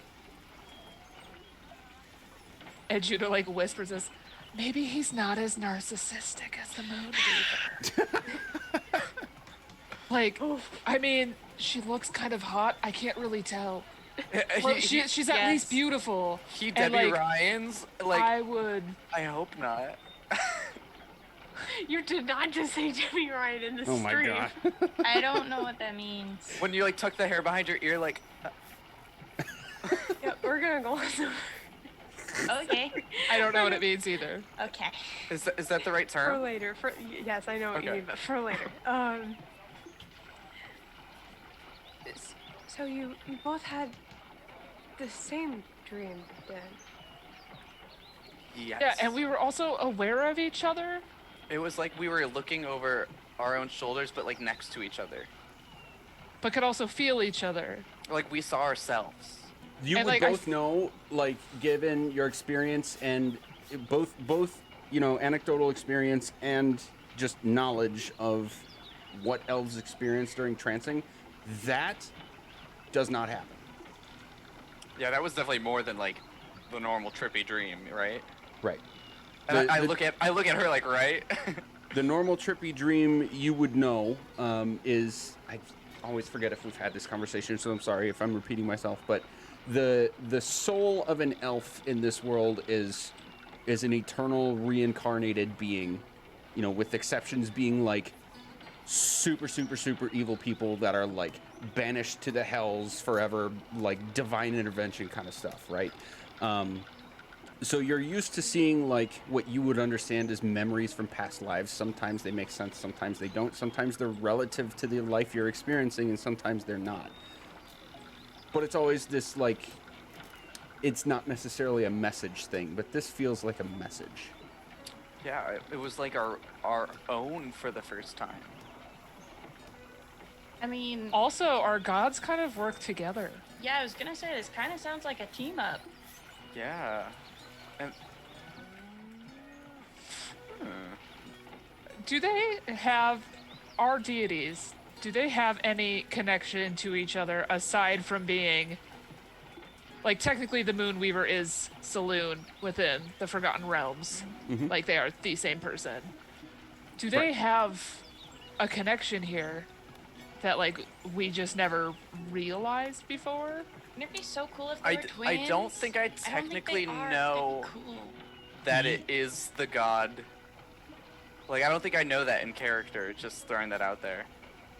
So, like, you pointing that out would be like, oh. Well, you did. Sorry if I explained it poorly, but the presence you felt, like you knew it was him, for sure. Okay. I thought I knew of him, but I didn't know, like, his name or, like, who he was. You, to some degree, you do. Okay. And yeah, we're gonna describe this as like a feeling. Okay. But there's nothing that could take you away from feeling like that was definitely him. Um, if you want, Juno, you can make a history or religion check on that. And Icarus, if you're pondering the same question, you can do the same. Let me check my stats and see if I would. Religion. I would not. That's a 14. I'll roll it for shoots and giggles. Yeah, because last time this happened, you 7. did well. Oh. Okay. Plus 0 for both, so. Juno, reasonable to assume that, like, the gods in general are aware of each other and they can probably interact with each other. So it's a reasonable assumption that they may be doing something together if any scenarios called for it. What if they're like saying that we're working for a greater purpose? So they're like, yes, we will work together through you for this good purpose. You know, I don't think you're actually too far off. We've seen one already, or at least a representative of one god already. And now, maybe not directly, but we've now seen 2 more. I don't know, it's the more these dreams and things happen, yeah, I think the more that we're actually getting pushed towards some type of purpose, even though we don't really know what that is yet. I don't know. I don't think I've mentioned this before, but before we all even convened in Greenest, I also had a dream that was recurring, actually. There was a lot of destruction around and these sets of eyes that pushed me in towards Greenest. And that's where I saw all of you. There's something at work here. I don't think you're far off, Icarus. Juno, as this conversation is happening, you, as a cleric, would have some degree of understanding that the divines, for the most part, you know, as much as they can, in order to maintain the material plane's sovereignty, try not to interact too much with people of this plane. It is a combination of, well, I guess what I just said, trying to maintain the sovereignty of this plane and the people on it and free will and all that jazz. But then also because there is some level of their power here is limited. You also know that on the flip side, devils and demons have like eternal meddling. They're trying to extend their power, their influence, etc. But they also have limited power when directly trying to interfere with the material plane. So, at least before, I don't know if you'd choose to or not, but even before like thinking about it any deeper, you'd have some inkling that like if there really is some like divine intervention happening with you guys, it's pointed and for a purpose and not very usual. Well, that's just kind of Juno's whole career, so. Juno, do you normally, like, see things because of the Moonweaver? Or, like, do you, like, feel her presence? Because I think, I only really remember, like, specifically the twice now, but, like, the first time was when I was talking to you, and then you were like, yeah, you could try prayer, and then, like, I didn't, like, fully understand, but I just felt a comfort from someone. And then the second time, like, I very clearly felt him there. I think you felt her there. So, like, is that normal, or is it normally just, like, a message? I think it could be a mix of both. I think it depends on the god and how they prefer to communicate. I think some might probably be all up in people's business, and others... Like, I don't know how many people have had a god come to their marriage, or preside over it for that matter. It's kind of a little bit meddling there. I have. But Oh, wait. that was, yeah. Yeah. But I think they're a lot like us in that sometimes you really like someone and you invest in them and you want to talk more with them, and then sometimes someone gives you compliments and that's cool and all, but they're kind of meh. So I guess it's up to the gods. I don't, aside from like their willy-nilly powers and all the cool shit they can do, I think they're a lot more like us, which is why I just kind of talk to the Moonweaver like she's a friend.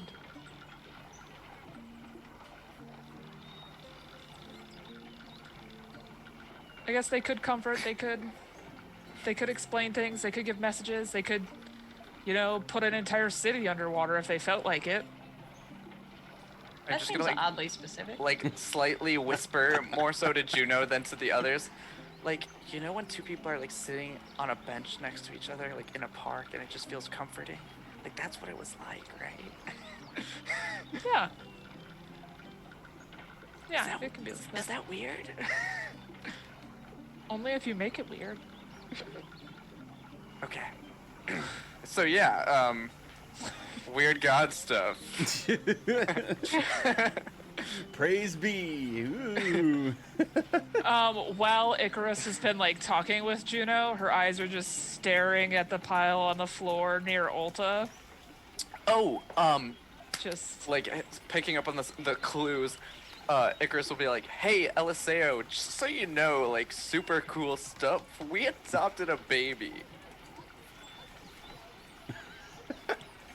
That Ulta will go. No. No, that's not true. That's not true.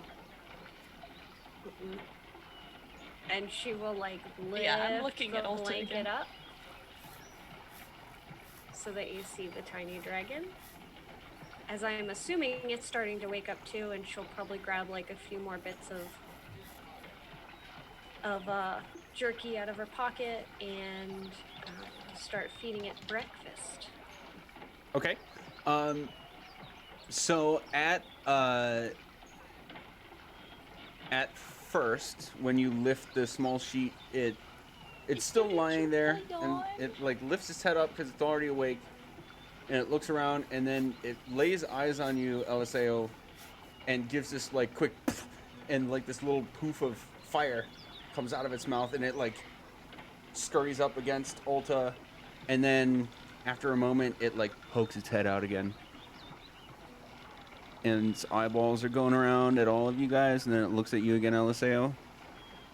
And then it looks at all of you guys again, just looking at it, and then back to Eliseo. And then I it take a just step back. sort of sits and looks at you. Yeah, I know they're big, but they're really not. Never mind.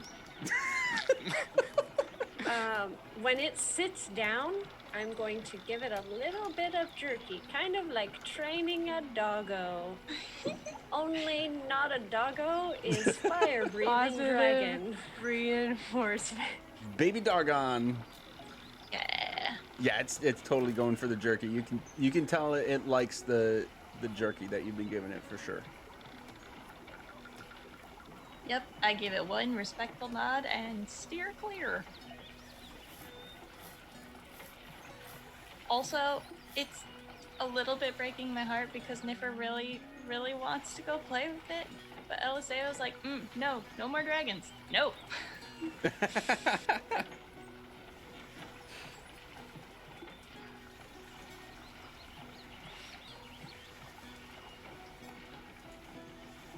Cool. Okay, Also sorry, will, like, anything just else? keep kind of like petting behind its ears and giving it positive reinforcement the nicer that it is to other humanoids.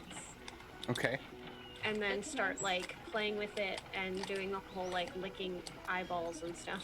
Which is a weird so sentence happy. to say. No, it's fine. No, it's It's fine. totally in character. It is. Yeah.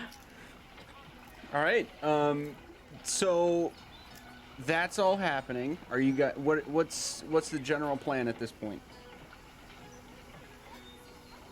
Well, if we have completed our long rest already, I guess getting ready for the day, but if not, Were we supposed to find Anthar before we left, or were we just supposed to keep him busy for last night because they were sick of Oh, him we being got like, this "Oh, I want to go out and paper drink"?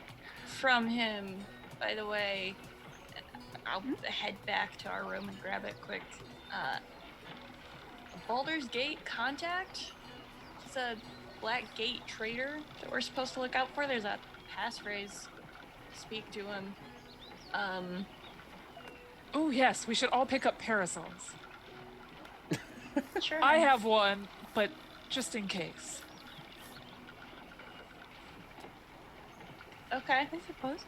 I don't think that was it, sister.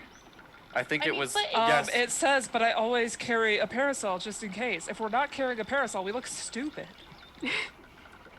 Oh, you were saying we should have them, not saying the pass. Okay. We need... You Part are of the terrible password- at lying. Parasol. It helps to have a prop. Otherwise, if we're just like, but I brought my parasol just in case, we look foolish if we don't have one. Or we prove the point that we are the people that know the correct passphrase and we're not just saying things about parasols because we have parasols. Well, my parasol is lovely, and I think you all should Your have one. parasol is Protect your lovely. skin. As this is all happening, Ulta's going to turn to Aster since it's like and she's just gonna say, we should probably get something for this little guy to put him into. Mm-hmm. Even if we just like makeshift a small cage. I don't like him caged, but I think it might be for his safety when we're in cities. Perhaps like maybe just like backpack or something. You seem to like this coin. If we just keep him by the coin, I think he will be satisfied enough to stay out of trouble. Wouldn't a cage be harder to hide in a city, though, too? Everything kind of boxy. Yeah. And I agree. I just am concerned that once he starts learning how to fly, that he will want to do his own dragony things. But also at that point, he might just eat his way out of the cage. So, I don't suppose either of you have like a hood that he might want to stick in? Might be a little bit roomier and cozier than a pocket. Ulta has I say all from the sorts other of, side like, of the room. satchels, so she could find something, or he could hang out in Aster's pocket for sure. Offering roomier But I think suggestions, establishing where he'll hang out would be a smart idea before we head out and he's like on someone's shoulder. Yeah, sure. Also, I want you to know that, Chrissy, you said we should find something for the dragon, and my first thought was, yeah, he needs a tiny parasol. Like an umbrella from a drink. Like, can we get him one? Yeah, we can get one from downstairs. Hooray. There's umbrella drinks at this establishment. It's just put it into the world. It's canon. Backup question. So, I thought we had a plan to, like, kind of infiltrate the caravan of dragon cults, but having this note is a second thing. Why are we going to this contact? Do we know? Because isn't that different than what we thought we were doing over there? Were we even going to Baldur's Gate in the first place? Yes. Yes? Cool. Listen. I just thought my we were going notes for a are different going to purpose be much than better this. from now on. Okay, everyone? It's all good. I feel like with this note, he should have given a little more context, because now I'm a little, are we doing this or this? So to this point, you had been given the general idea that the various factions are, I think I put this in the written recap for you guys, Working but like, together, right? yeah, the various factions are working together, and you were kind of in on it early. So plans are coming together around you. It's not like there's some master plan and they're just giving you instructions to follow.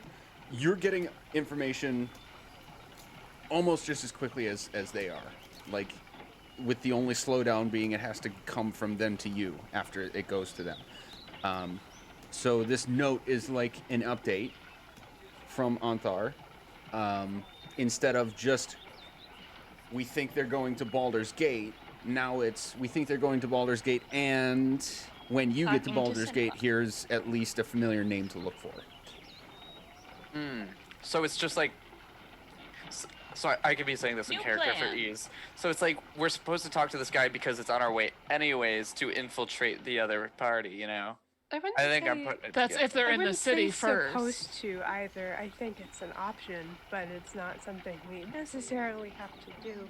Yeah, I think it's just whatever gets us the most information is what we should do. Yeah, and And I feel that plan might have to change on the fly depending on what we find in Baldur's Gate. yeah, I think the higher ups are just like, and please check in as much as possible. You know? Possibly. Narcs. He's right behind you. Yes, got him.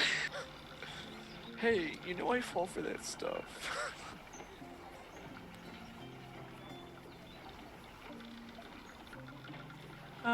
Yeah, before the next.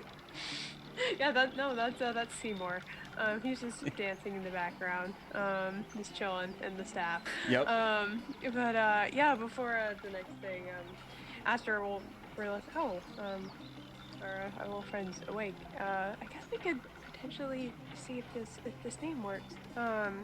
She will hold her hand out to give pets, and say, what do you think of the name Sunrunner, small friend? As you're talking to him, he'll just be kind of like still observing surroundings. Surroundings.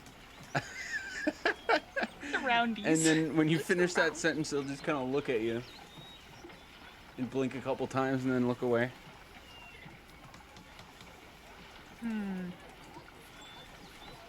That might not be the one. Hold up. Can I talk to it in Draconic? Aster, you'd know that like a tuning, so to speak, to a name takes time. Not necessarily that it was rejecting it. Okay. Can I speak to it in Draconic? Do you know Draconic? I do. Then We you know both the answer do. to that question. That's what we studied for 2 weeks. Okay, but okay, let me rephrase. If I say something to it in Draconic, does it speak back or does it understand better? What do you say? Hi? Hello there, little one? Okay, as soon as you say that, it like darts its gaze right at you. Like it's clearly responded to everything else, but it's like a... Juno just, because she heard what was said, and it's just like, say something else. Say Do something. you have a name? Ulta is also listening because she speaks Draconic as well. when you say that, it doesn't give any sort of verbal or visual response. Under his breath, Icarus whispers, Dracaris. Do you know Draconic too? We all speak Draconic. No. I speak one word from my family member that, no. No, it's just the three of you, right? Or wait, two of you? I don't fully speak, no. Okay. Yeah, that's Ulta and Juno. Icarus and Aster do not. Yeah. Ulta, Icarus, Aster. Okay, yeah. So yeah, there's no extra response at that. Shoot. Did I say that right? Was that? Are you okay here? I asked the dragon. It sort of tilts its head. All right. Maybe Well- no one like he was aware of words, like their mom talked around him before he was born, or she. I don't know. I've actually never studied dragons, like biology. I'm not certain. Well, I'm not about to start. No, nope. Me neither. But yeah, maybe there's another like small dragon, and this is their baby. That's That's very possible. don't really have the answers to it. Or maybe No. just someone cast Really? Reduce on a regular dragon and it went horribly wrong. Very long-term reduce spell. Very. That's term. why it would go horribly wrong. That would have been terrifying if it. Oh. And Juno just looks over at Aster and Ulta like, they could have been crushed. It's good. It's fine. I'll This just- is definitely something that we should play by ear. Like again, they kind of just ran into me. I'm not really sure where they came from. I just kind of shrug and For now, say, we'll enjoy the company. yeah. I'll just say one more thing in Draconic to the dragon of just like, let us know if you need anything, I guess. and then I don't want to speak to it for a very long time. Okay, cool. Yeah, when you say that, it's just going to kind of tilt its head again, blink a couple times.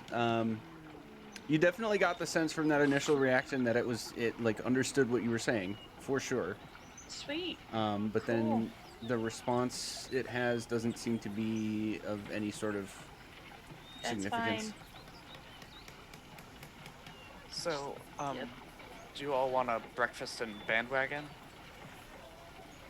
Yeah, are we gonna the- go by boat or are we gonna go by Oh, one of those two ways was faster, and I can't remember which one. Boat was boat. a day Boat was faster, I faster. believe. Right. By boat was a day faster, yes. So Yeah, no, that sounds like it could be fun. it's been a while since we've done boats. Okay. As you I guys guess boats. As you guys head down, you'll see Astriel sort of in the main area. A girl.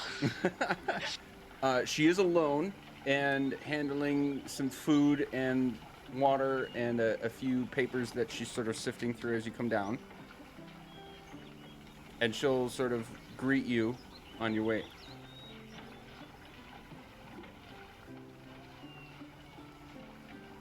For safety's sake, Sup? I will say that Sunrunner is in one of my side pouches, not the one with all the jerky.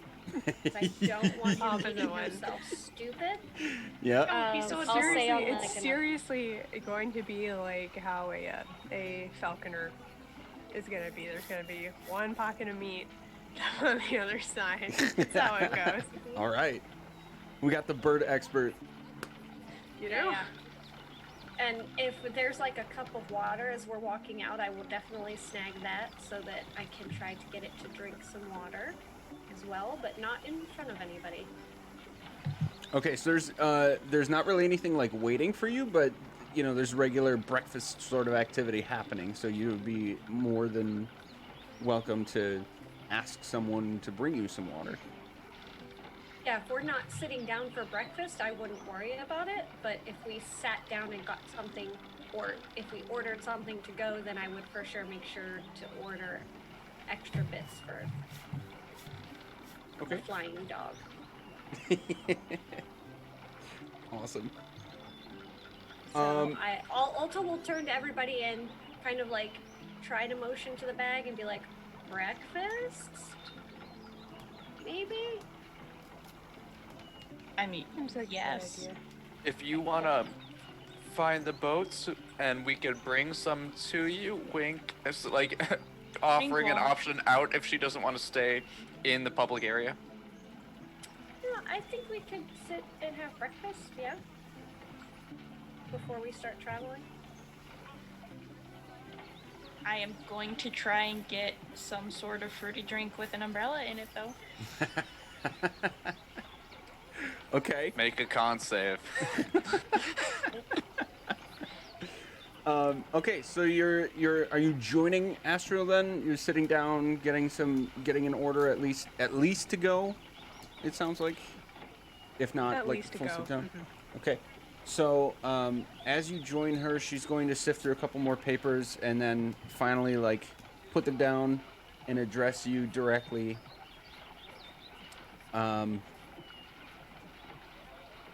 Ulta, the matter we discussed last night is different news. Not the same as what I mentioned before.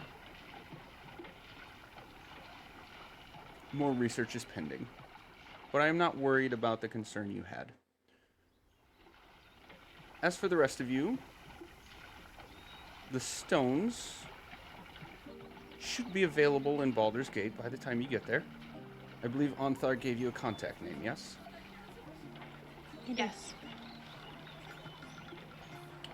Are we going by Cinnabon. boat or by land? Boat. Very well. When you're ready, out the door, to the right, follow the curve to the Dragon Eye docks.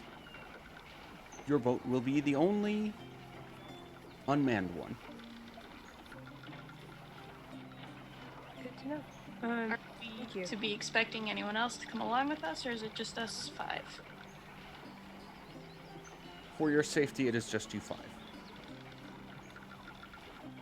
Out of care. Any of us Ever manned been a in a boat? boat before? There'd be... In my 200 years? Yeah, between in the- our 200 years, we've fucked around in the forest and in rivers found and out. creeks and canoes. And I have a feeling Aster is a big fan of canoes. Yeah, so yeah, between the 5 of you, it's... Like, spoiler alert, I'm not going to give you boat trouble. It's just, Ah, you know. those I morons took the boat! Worst comes to worst, we can propel it with tidal wave, because I prepared that. That's true. Nice. Oh, I should, yeah. If we're going by boat, Juno will Oh, have no, we spent need the to look at morning spells. preparing different spells. Oh no. You did decide this I was last night, ready so for it. that... While we that's were totally doing cool. RP last, or for the previous night, I was looking through my spells, like, what do I got? So focused. Day, that's- I'll that's prepare fine. bow and arrow, just like every Ayy. other day. Okay. Anything else? I don't think so.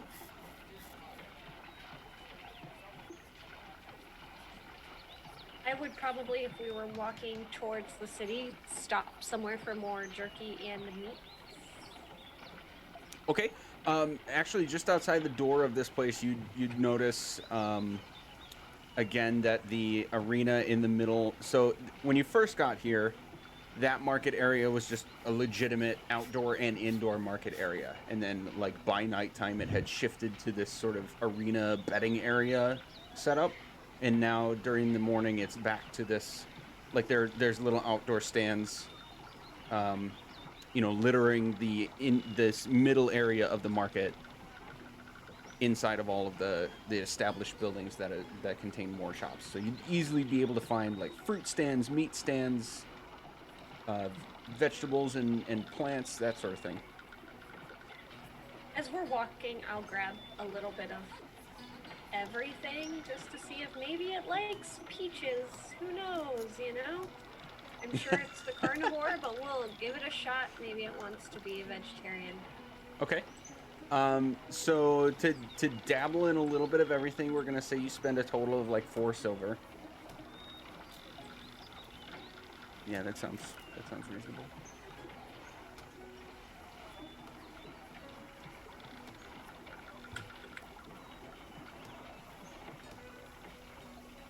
You got it. Before we head out, Aster will make sure to water Seymore. And he's in your staff, right? He's just like towards the top of his little alcove, and he can peek out if he wants to, and then like go back. Okay. With the So sound of the water in the background, I just imagine dipping the staff in water. All right, So- time for your baptism. Eliseo and Juno, you notice Aster pouring water into the tip of her quarterstaff, and the tip kind of wiggles a little bit. You haven't seen that Alright. before. New tattoos for some people, new accessories for others. Oh, Can we see like a little hand wiggling, or does it just look like a tuft of? From where you'd be and just like catching passing glance, it would just be like a tiny little bunch of small leaves just kind of like wiggling back and forth. But it's at the top of a staff, so that's weird. Yeah. I just say that as an aside too. Yeah. Juno. Aster, what's new with your staff? We had there a with all smoothie. the excitement from last night, I forgot to introduce you to we made multiple friends yesterday. This is Seymore, and he'll show Seymore in all his glory to the two of them. Is this a baby ant? I don't believe a baby ant, but a small sort of sentient plant for sure. As Aster sort of shows it to you, it's going to like distinctly bend and shift. Like if you could imagine this thing had a face in a certain point, it's trying to face you and look at you. But it doesn't actually have a face, so it's just like the surface of a twig with some leaves sort of turning and like legitimatately reacting to you guys and then other, visual stimuli around it. I should have gotten a second umbrella. Juno just sparked a thought. What if both of these little guys grow? Because they can both, according to what we know about what they might be, have potentials to be very big. Yeah, but as long as we're nice to them when we're little, they'll be we nice can- to us when we're the little ones. We can cross that bridge when we get there. Okay. I really appreciate the druid's just like lack of like, we're not caring about that right now. No, Things like this isn't weird. To This is us. nature, what? I gotta love them. Like, what's weird is all these buildings and stuff around, alright? Like, all that stuff is the weird stuff there. It's like, anything that's not natural that's, like, more than, 10 feet tall is real weird to her. Man, sleeping upstairs must have been a trip for you. It's weird. Where's the ground? Yeah, where is the ground? I think, Aster, that would be only your second time ever in, like, a legitimate bed of any type, right? Yeah, I think so, actually. Yeah. It's strange. Yeah. And sorry if I'm asking, how many years have you spent without a bed? I mean, most of my life, pretty much all of my 'Cause- life before coming out here. We've got over 200 years, and that feels like a long time without a bed. But I mean, if you're comfortable. Yeah, like don't if mind you, it. yeah, just wow. Forgive my brother, he's a bit of a prima donna.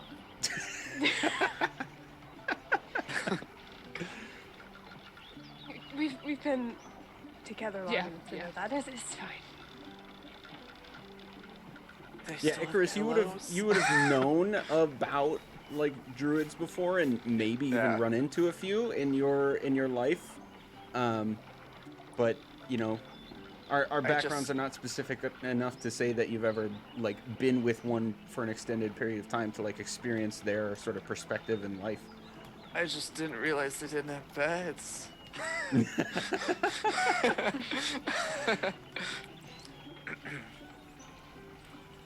But the ground can actually be very comfortable. Or if you've ever slept in a tree before, it can be very soothing.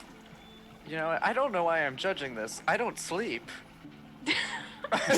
Like, I don't need That's a... entirely fair. I didn't think about that. Sister, why do we have beds? You can sleep. So that is Yeah. an important clarification. Elves can sleep should they choose to. They just don't need to in order to Yeah. establish the sustenance of rest. Yeah. I think just- it's mainly for when people get the flu. It's just nice to lay down. I just think it's Or- really in character to, like, think about it and be like, you don't have a bed? Wait, why do we have them? And then Juno would go through a list of like reasons why elves would have beds. She'd be like, when you're sick, when you're having sex, when you're, just in need of a good nap. Cuddles are really nice in bed. sometimes you just get really bad varicose veins and you just need to kick your legs up. Also, like, sometimes you're reading a book and you got a starfish and getting all the different twists and turns, you know? I assume we're walking and talking as we're having this Yes, conversation. we are walking through town Absolutely. talking On our- about actual uses for beds. Yep. Also, sometimes you're just having a terrible day and you need to get ice cream and just be in a, like, very soft environment, okay? Eliseo, the bed user of the group. I like beds.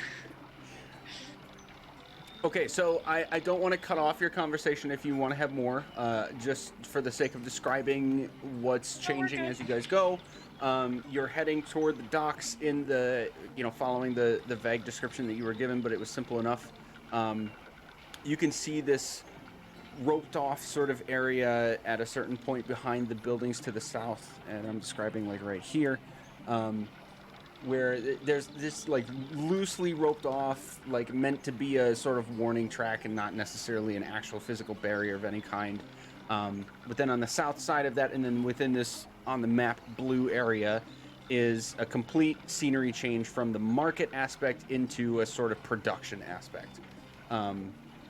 Crates and barrels and piles of fish and crustaceans and the natural production of the water, as it were, are being shipped in and out. You've got tons of people, walking toward the market, walking back from the market to this direction, loading and unloading boats of all sizes. It would be easy enough for you to see what I'll describe as a keel boat, but that, typical keel boat is far too small. But it is the only unaccompanied boat tied to the dock, which was described to you as your transportation, roped up with just two individual ropes, one on each end, to the posts of this dock right here.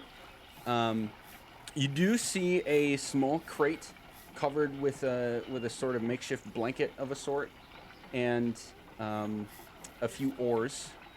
It's clearly big enough for the 5 of you, plus some supplies if you were to have anything else. So it looks like a reasonable enough mode of transportation for you guys to take yourselves by boat. All right. To the boat. The boat. I feel like we fast forwarded through Oregon Trail and we're now at that last little bit. Right for the river.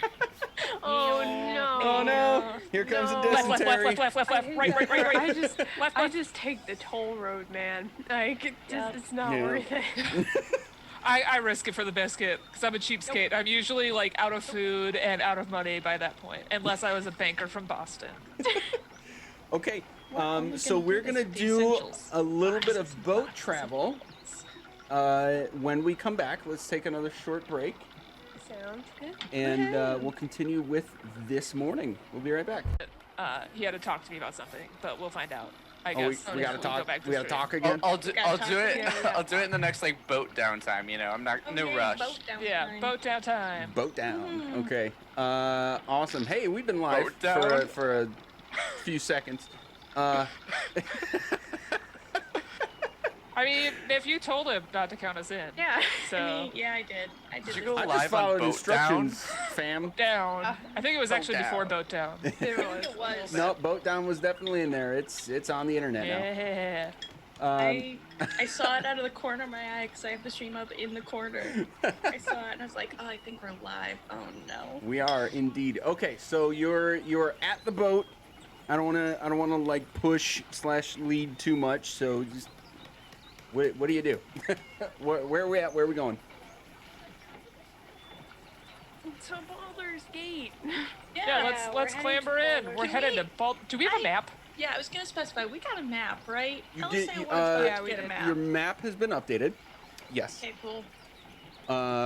You did already know where Baldur's Gate was, or is. I shouldn't say was. This is not the Baldur's Gate campaign where it's gone.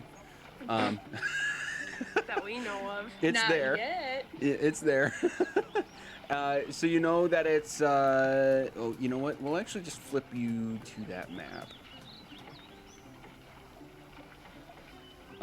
So you are leaving here, where the diamond is, and heading west across the Chionthar River. The dotted line to your north is the road that you would have traveled if you'd been going by cart. And the Baldur's Gate dot is a little misleading. I think the intricacies of this map are just a little off. You know that the road heading east-west and the road heading north-south and the river all to some degree cross the city of Baldur's Gate, even though there are some gaps in the map itself. Does that make sense? Okay.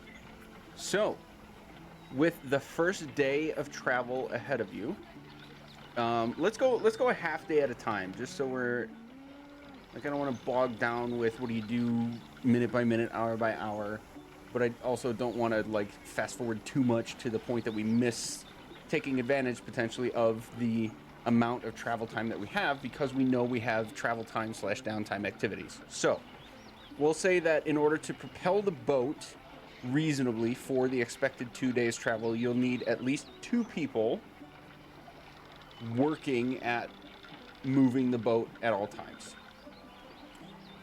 In order to go more than a half day per person, you would have to potentially suffer some exhaustion, or you would reasonably assume that any one person could be working on propelling / steering the boat. You are sort of following a current, so it's not like this huge strenuous activity, but for any one person to be working at the boat for more than a half day, you'd be risking exhaustion. So should we do like a first shift of boat workers, and then for that same half day, the other folks will be choosing what they want to do or talk about? I'll go first shift for boat working. Okay. I am the beefy wizard, so I don't know what you mean by propelling, but I immediately went to, just rowing for 4 hours. You said that there would be 2 people rowing at once, right? You like, in order to reasonably keep it going at the 2-day pace and with enough manpower to steer, so to speak, because there are twists and turns, you would need 2 people. Okay. We could put extra strain on it if you wanted to try to make it one person. Nah, I can row. Okay. Yeah. So Eliseo and Juno are taking the first half day. What would the other 3 of you like to do? And for the record, people rowing can still talk, but like working at other tasks obviously wouldn't happen. Yeah. Aster would like to actually keep an eye on just the surroundings in general, especially the sky, just like in general, like throughout our time traveling, for like just anything out of the ordinary, like, I don't know, if another storm pops up, or if there's some strange cloud formations, or just anything like that. Okay, you can make an investigation check. What? Can it be perception? Actually, yes, for this sort of broad stroke, yes, it would be, perception would be more appropriate. 22. Okay, so across this first half day, you've got mostly clear skies. Off in the distance, at any given point, you can see the occasional formation of clouds, maybe a bout of rain here and there, but nothing really out of the ordinary or unnatural by any means.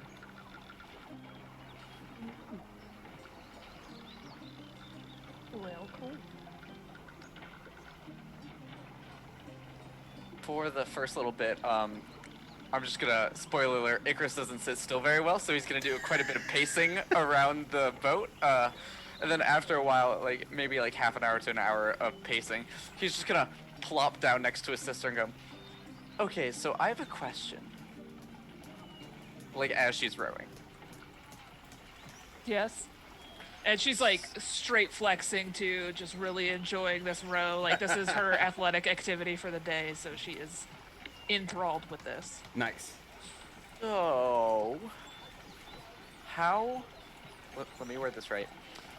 How did you know that you liked Eliseo?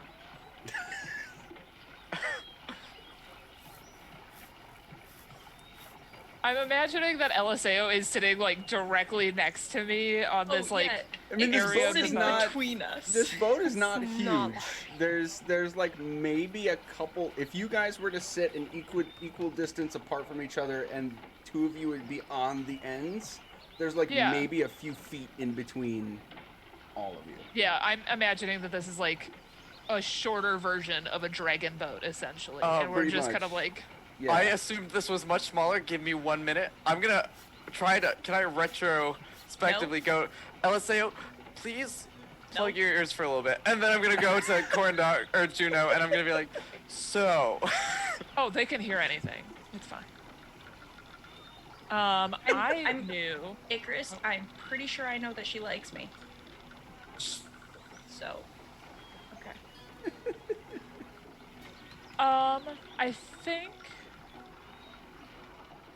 I think I knew when I found him. For me, it was pretty instant. I mean, it just, It was like quick. It was like wowza. Like, I mean, look at him. Look at them. Sorry. but like, It's just, yes. okay. For the record, Icarus, they are like super attractive, unnaturally attractive. I'm not kidding. They're an Azamar. It's a And thing. you may Azamar not with a necessarily charisma know. of 18. You may not necessarily know in character what that is, but there is this like they're unnaturally attractive kind of thing going on.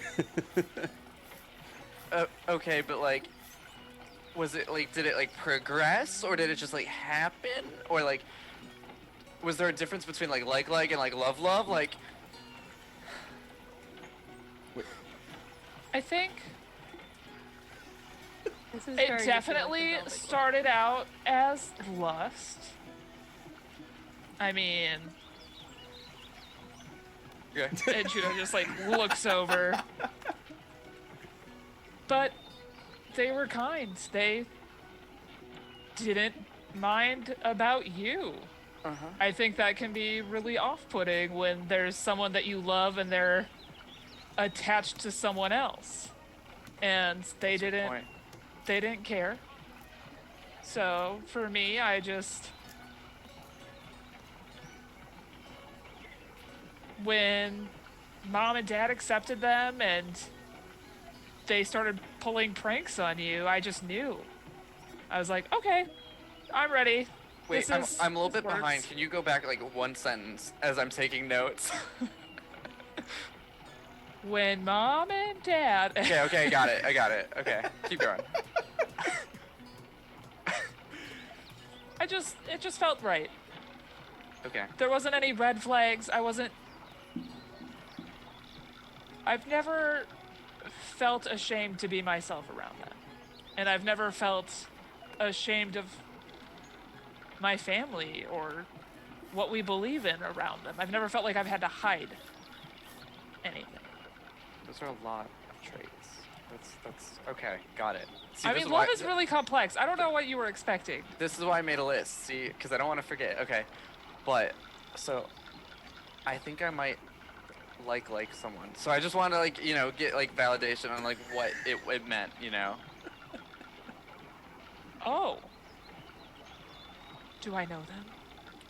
I know it's been like a few weeks since we've been together, and like felt like a hurricane happened in between because like distance really does feel extra long between us.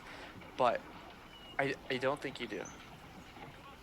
I think you should, but I don't think you do. I'm not going to tell you they need my approval, but they'll have to deal with me for the rest of their life. Or ours, if they live longer than us. Well, but I just want to like think about it, and also like because I feel like there's like a reflect between like I like like friends and like it's just, and I don't think I've ever had to like debate that before, so I just like felt like I needed another opinion. Just feel it out. It doesn't have to all happen at once, Okay. but definitely flirt with them. And if you need someone to wed you, I am here for you. Okay. Always. In fact, just if like you the- don't let her, I'm pretty sure she'll get out. It's just from like literally right next to us that I kind of tuned out for a second, like, Yeah. Oh God, now Yeah, everyone knows. all 4 of you can hear this, or the other 3 of you, like everybody can hear this conversation, no matter how discreet Icarus is trying to be. Like, there's someone I like was probably softer, but like still loud enough for you to hear because he kind of just doesn't quiet. He probably doesn't know how to whisper.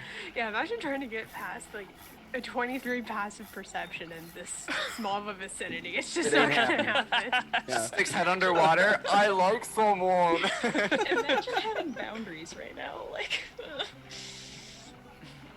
there's nope. We're all hearing this. Okay, I feel like I have some things to think about, but those are some good answers. Wait, so it has to start with lust, right? And then it moves to friendship. And then... No. Sometimes friendship comes first. Sometimes it's years of friendship, and then you realize you don't want to be separated from them. Even on the other end of that, like, sure, that's how she started. I kind of started being intimidated, so you know. Join the club. But you're saying you didn't lust after her, right? Yes, but also preliminary, or primarily, it was like, okay. But in a respectful way. This is now a conversation between you two, and I run away. At least as far as I can. 4 whole feet ahead of us. Literally to the other end of the boat where I'm not even far away, and I just sit down. There's stirring the pot, and then there's taking like a spatula in a vat of boiling water and going, and then running. You just kind of leave, and I just kind of shrug and just lean over and kiss you. Okay. Oh, they were that close. I mean, yes, like an arm's. The image was wrong in my head the entire time. It just You were like 10 feet away, and it just kept slowly moving closer. This is not a pontoon.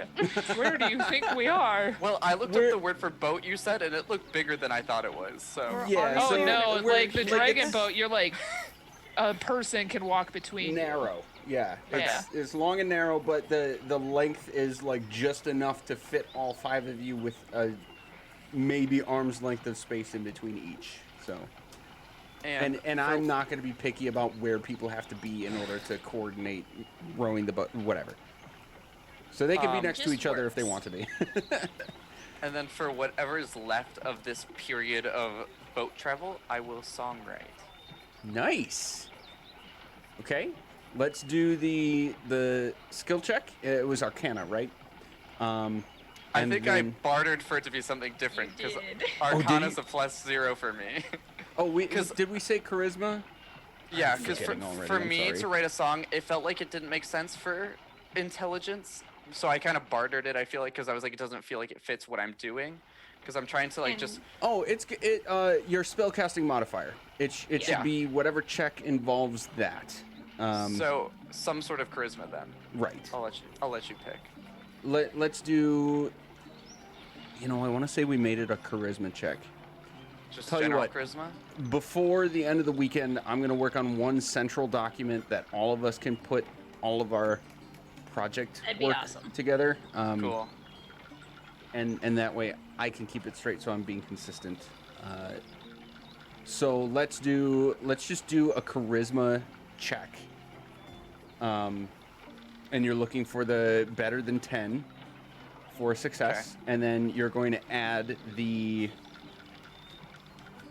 attempt for your points as well. Okay, I got a 13. 9 + 4. Okay, so a success plus the point toward attempt.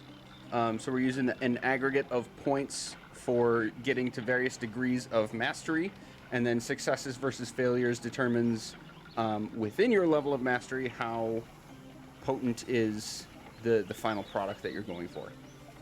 And if you're going for stronger final products, then you can choose to not complete your project at the lower levels and just sort of add it to the start point of the next level when we get there. So I write down 1 success, 1 point for now, right? 1 success plus 1 attempt point, yeah. Or I worded that differently, but I'm. Yeah, I think I have skill point. Skill point. Yeah. That was it. Yeah. One skill point for the attempt, and then the success for the check. Cool. And are we still doing a thing where if you just spend the hour, you can just do the points without making the check for a success, or? Are Yep. we just doing the checks now? Well, that's a good question. So Icarus, we should retcon that if we need to. If you're just like working at the craft, then you can just add the skill point per hour. The success versus failure is more working toward within your level of mastery. It takes a certain number of successes before a certain number of failures in order to achieve a final product. Okay. And in my the notes, strength of the final product is going to be dependent on your level of mastery versus the type of item or final product you're trying to create. in my notes, I have 12 successes and 37 maybe more points. So I think I'm gonna go for a success because that feels like a lot of points? Question mark. That depends So- entirely on what the final product is that you're going for. So what's the I'll just type do of song this- you're going for? I feel like this might be different than my normal, so I'll just go for this for now. Because I was working on a different one earlier, I think, and then since my character's mind is somewhere else, I'm gonna have it be its own, so I'll go for a success and a point instead of Okay. more points. Okay. And do you have any sort of final product in mind at this point? Like the type of spell So- you're trying to create with this song? The last one I was working on was like a song of regrowth, like a heal over time. This is, I'm starting something new, and it's like, you know, maybe writing out my feelings, maybe writing out something maybe about romance, and it's unknown yet.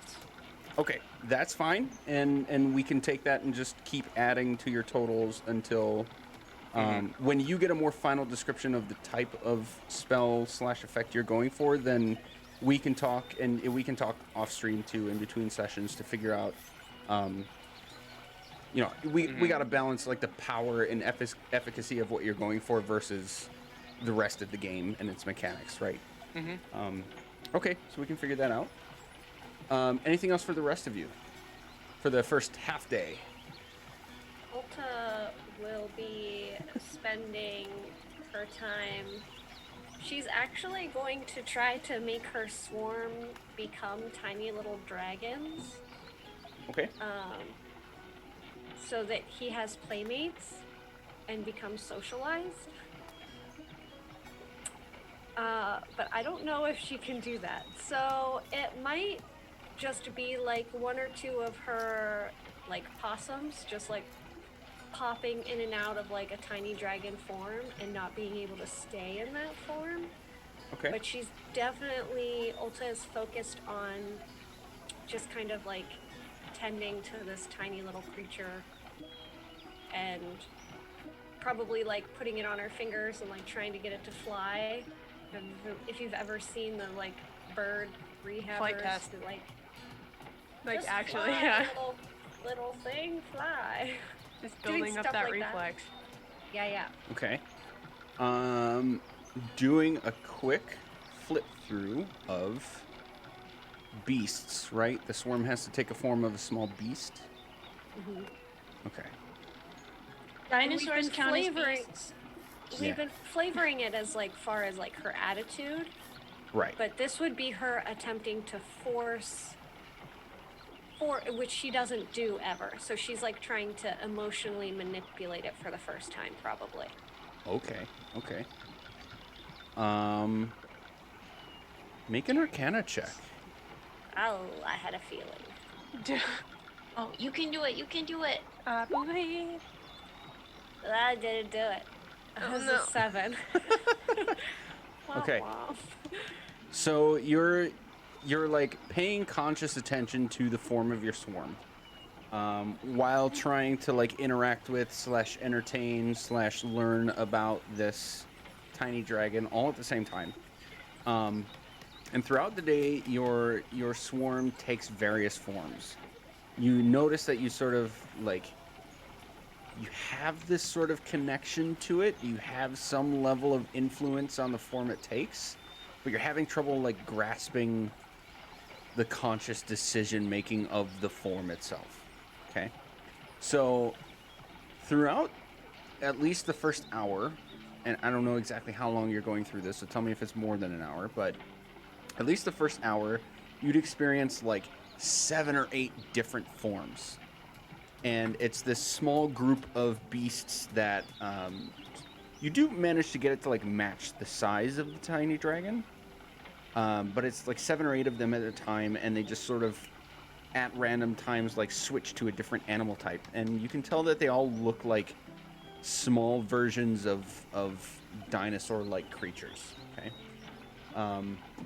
but in all cases they're sort of interacting in a way that matches your mood. There's a curiosity, there's a happiness, there is a desire to give and receive feedback with this other creature. So you can see all of these small creatures, to keep it concise, playing. And at a few different points, you'll actually notice that the tiny dragon gets a little excited and like jumps up and tries to spread and flap its wings a couple times. And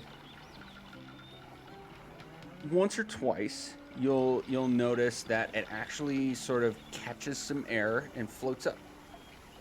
And then you'll notice, oh, the boat's moving, so it'll sort of like float to the back of the boat and then drop its wings and plop back down into the boat, and then like run in the boat back to the area where you and your swarm are, and then keep playing.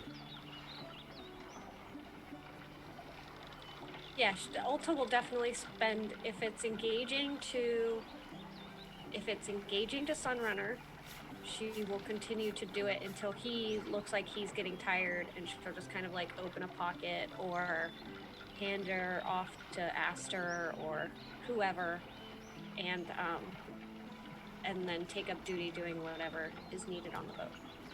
Okay, so for the sake of the first half day, you would get the feeling that he's not really looking like worn out necessarily. So like nap time or anything like that wouldn't be a thing yet that he's trying to go for. Okay, so anyone else for this first half day?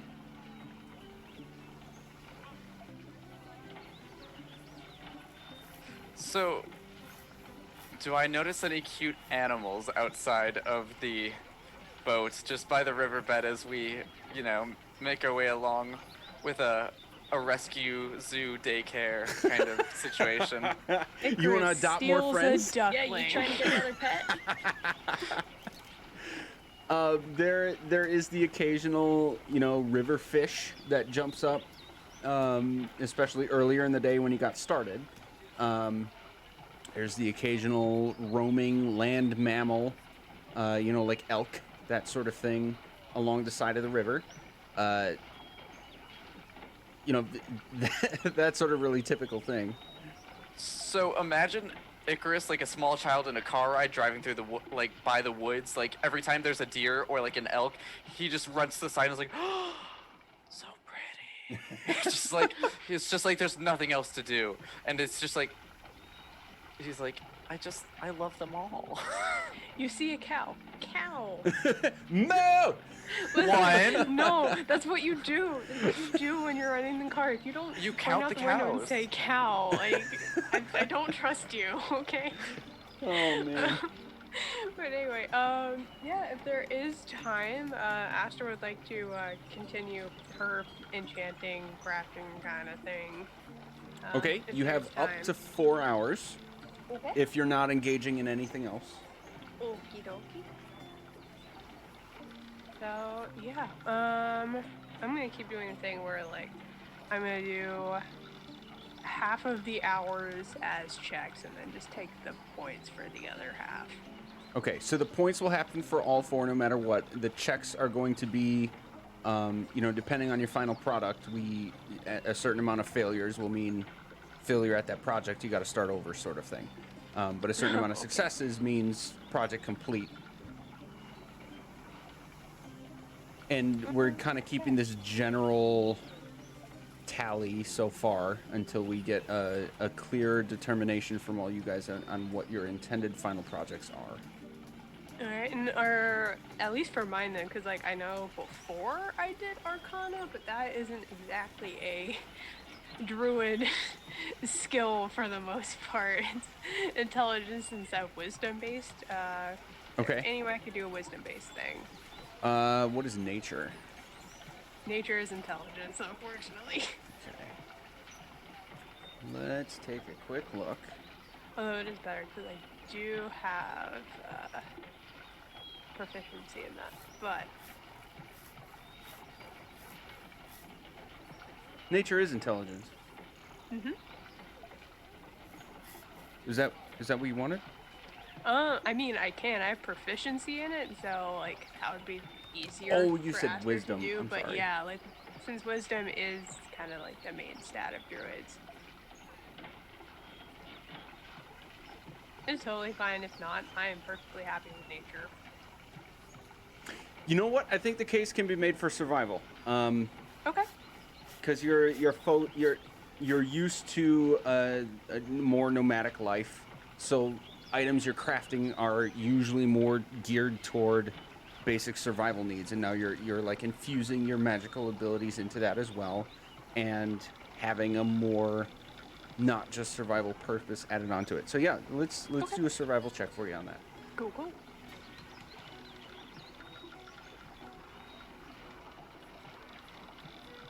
Okay, that'll be a success.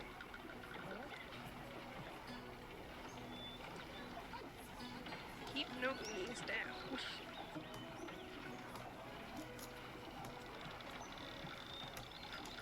And you said there were going to be 2? Yes. One for another. That's the wrong character. Nice. Dang, okay.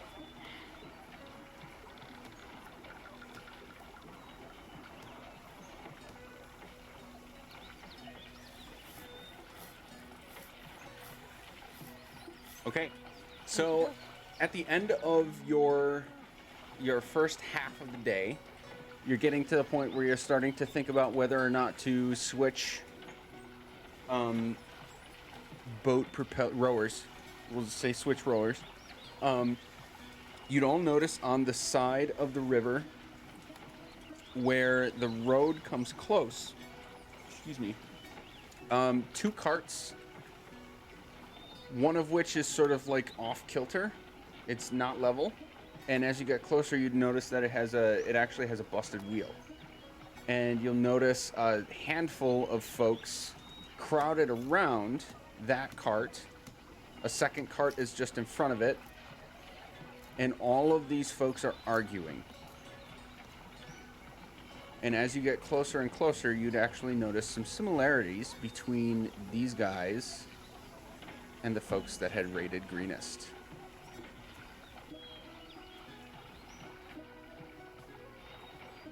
What do you do? You guys think we should stop? Like, they look like cultists? They do. Should we, Cultists I have a in very need bad of feeling help? about this. should we slow down and investigate? Or Can we stealth the boat? do we offer help and just... And Yeah, take help their or hoods? help?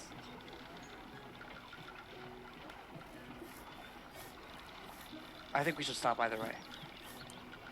I mean, So what do you think? what if we don't have to murder anyone? What if we just go and help them, offer some assistance, and then accidentally get recruited by them? What if we just stop the argument? Like, Are they arguing? Oh, they're totally arguing. Okay. As you get closer, like before the point that they might Hey. notice you, they would be sort of like clamoring at this wheel and trying to, like, a couple are trying to physically insert themselves into like lifting the side of the cart and like getting some new parts and shoving them into the mix. Like they're totally engrossed in their own argument happening. I have a bird familiar that could potentially try and hear what they're saying. Yeah, That would help us. here, Eliseo. Aster, do you want to switch with Eliseo for a brief Yeah, moment? I can. but what if we... As it's already happening, but what if we just drift too far down the stream now and, like, miss it? Because we're waiting for the bird to come back. You could Blake's attempt oar to is stop. like in the water. She's just kind I of can see or through Blake, the bird's Juno, eyes that's who I am right now. immediately. There you go. Okay. Juno's just kind of holding the oar down in the stream to kind of slow them down a little bit. Yeah, I Okay. can see through the bird's eyes immediately, so I can just be like whispering exactly what they're saying verbatim so we can decide. Okay.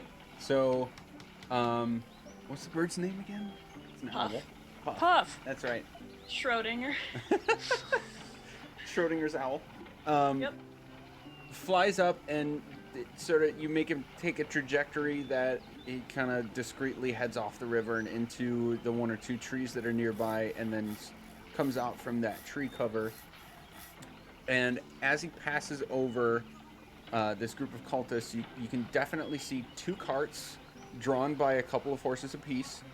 And about 8 or so of these, you now know they're cultists. They're definitely with the dragon cult. They have all the same attire. But they are unaccompanied by any beasts, which is different from the other settings that you'd seen them. It's just the humans.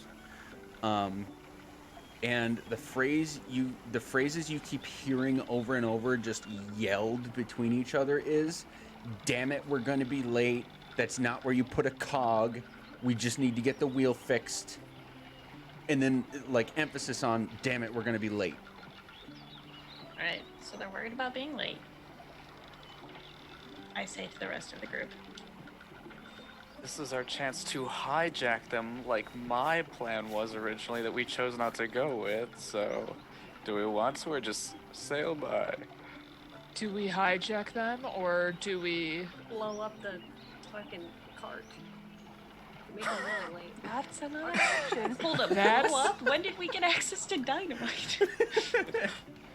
I don't know, I figured one of the magic users could blow something up, right? Who knows, Idea. fireball? Idea. I mean, They've got fireball. one good wheel left. Let's leave them no good wheels left. I mean, that's something we could do.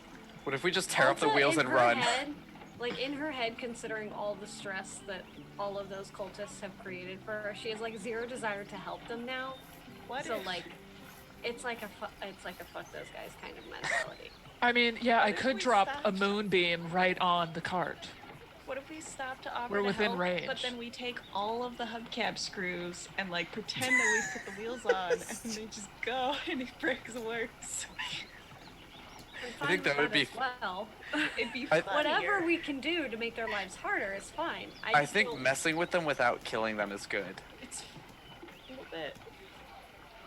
But also remember when we got those two other cultists and we got them to turn and like repent and stuff? We should try and get them to do that. Or if we destroy the cart, they may just give up and go home. Yeah. Do you want me to do my rogue things? Um, No, not the killing part. Not the killing Okay. part. Like the charming. I'm one of you, bro. You know. But what about don't be a kobold. moonbeam? I like Juno's plan. Listen, I'm fine with Moonbeam. Do we want I to mean, I make sure that support the you if you cart want a doesn't have Moonbeam. anything on it that's like Yeah, and be like valuable. don't target the horses. Well, we can stay 150 feet away, or 120 feet away, sorry, and just drop it on them. Okay, I've got your plan, but like with an extra step. Okay. We stop the boat. We yell out, "Leave your cult now, or be smitten by our gods." And then, and then I shoot arrows at the straps to release the horses, and then you moonbeam. Can you hit that? How close are we?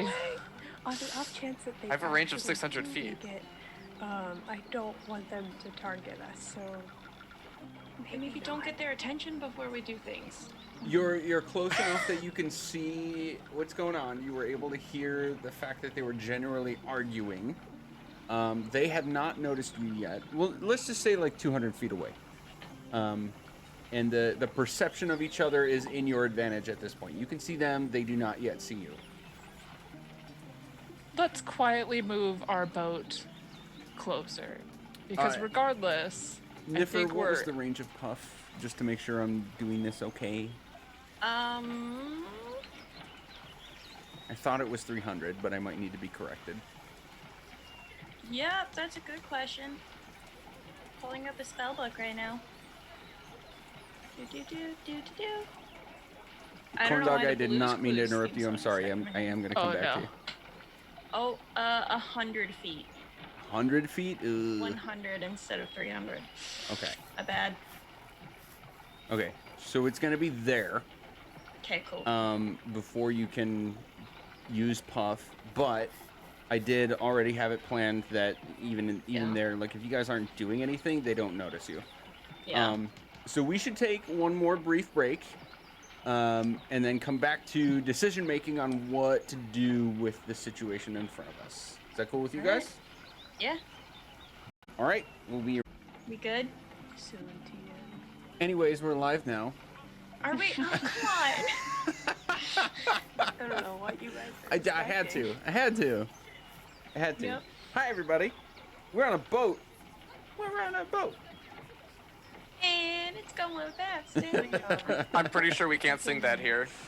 That's valid. You can. It just wouldn't have come to you via a viral electronic source.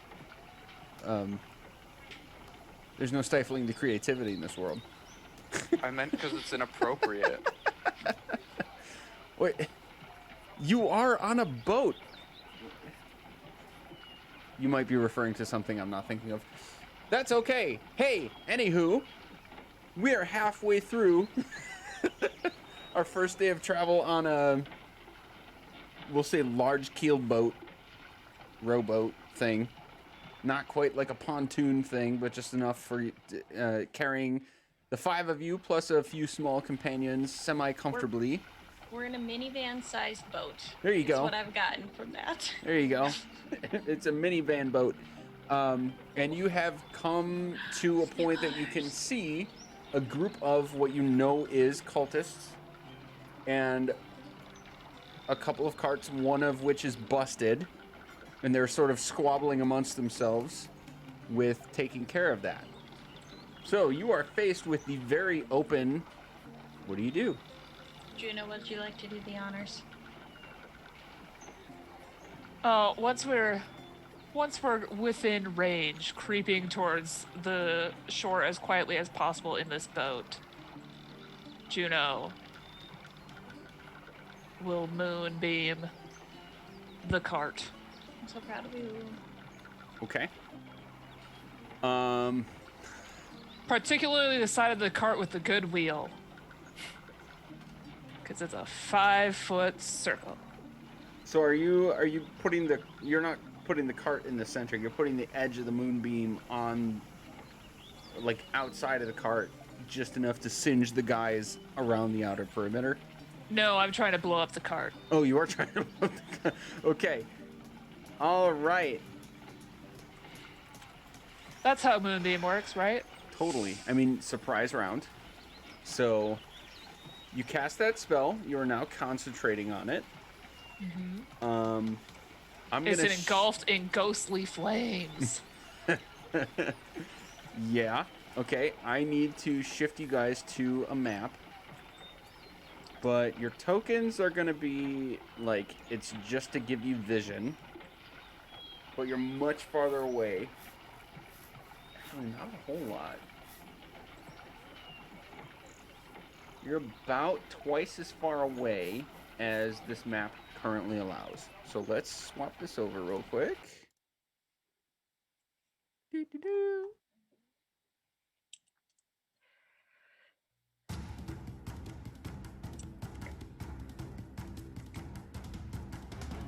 Where these guys are definitely going to react.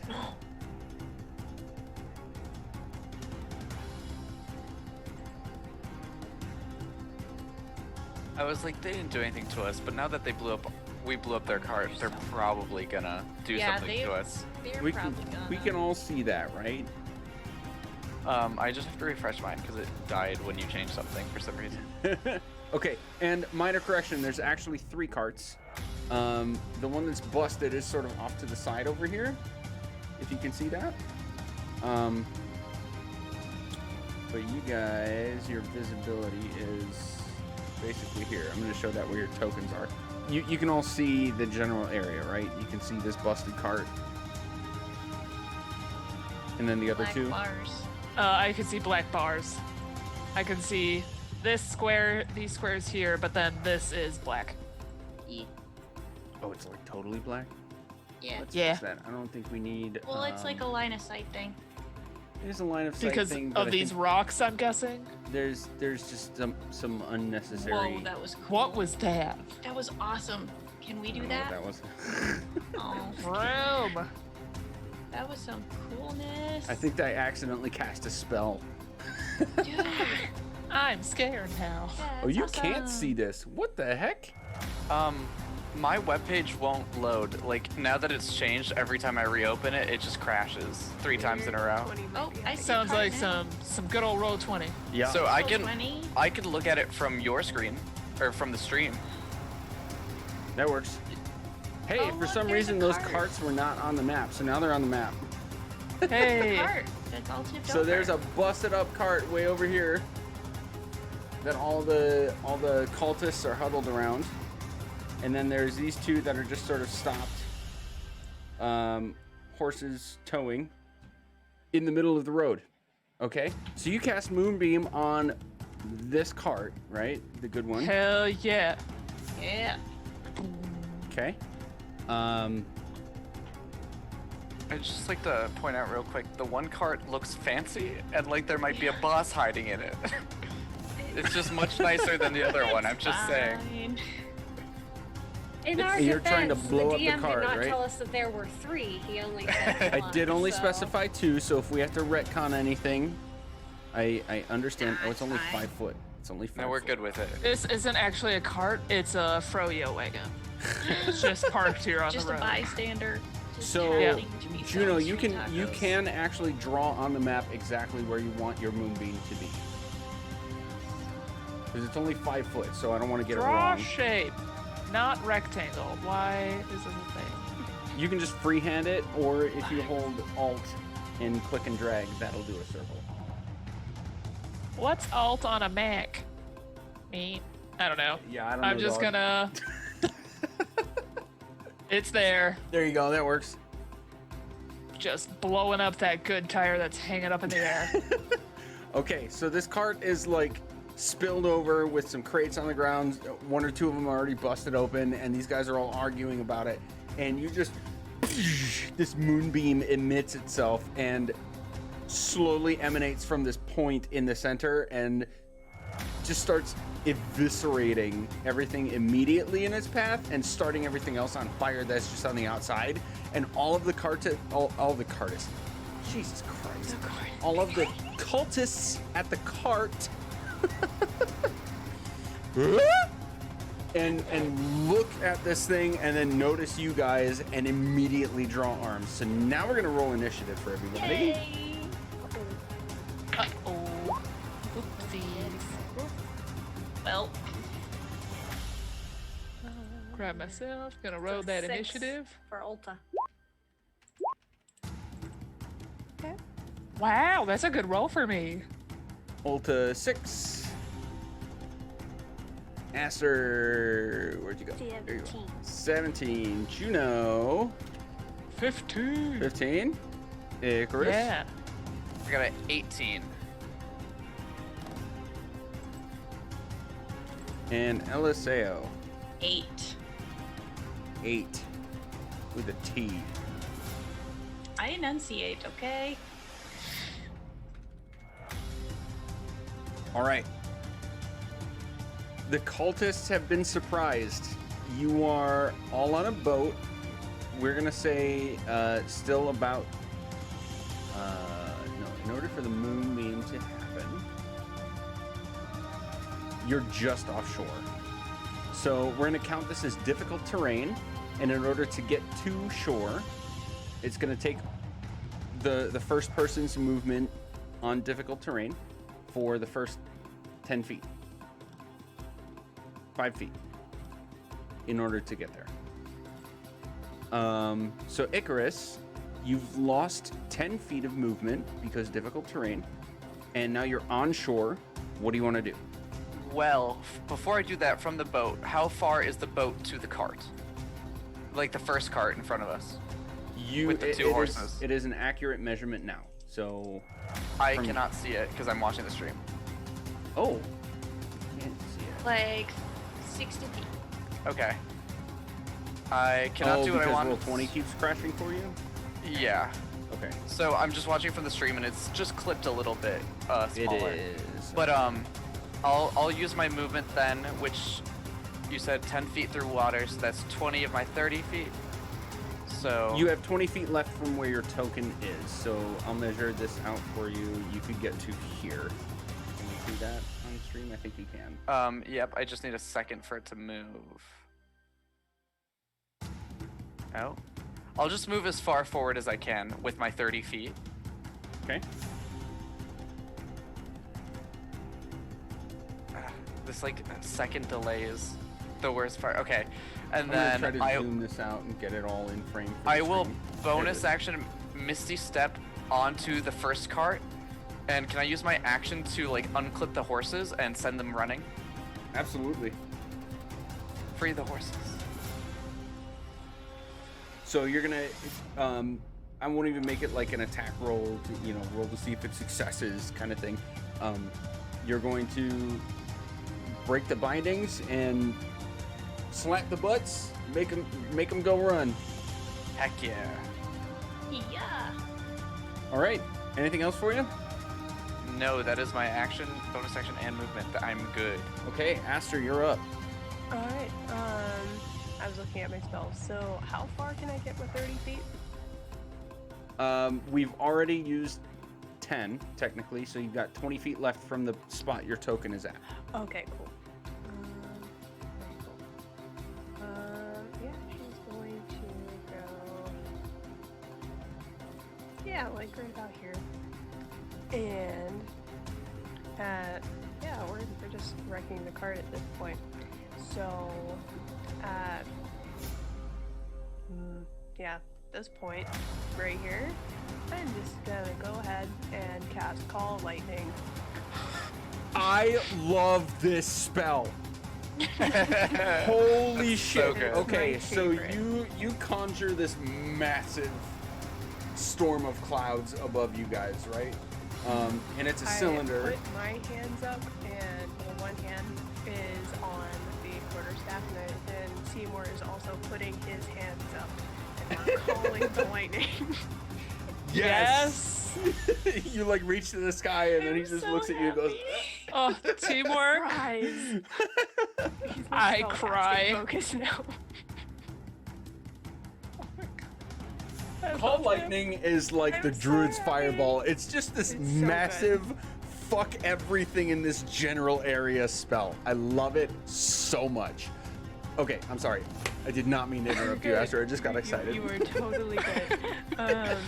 You were totally good. 60-foot radius though, and then I'm going to choose the point that is going to, get just like all of these guys right here. Just all of them. And I believe it is a dex save that I need all of them to make. 60 foot? I thought it was like 10. No, it's huge. It's large. It's that doubled. So yeah, we're just gonna say oh, here we go. Okay, I got it. Yeah, it's more like that. What was the save? Dexterity. And for 5-foot radius, right? Everything within 5 feet of a point that I choose. Right. So what is the point you I choose? So I chose this one right here. Okay, so So these 4. yeah, we can reasonably make it those 4. Dex saves. Public roll. No,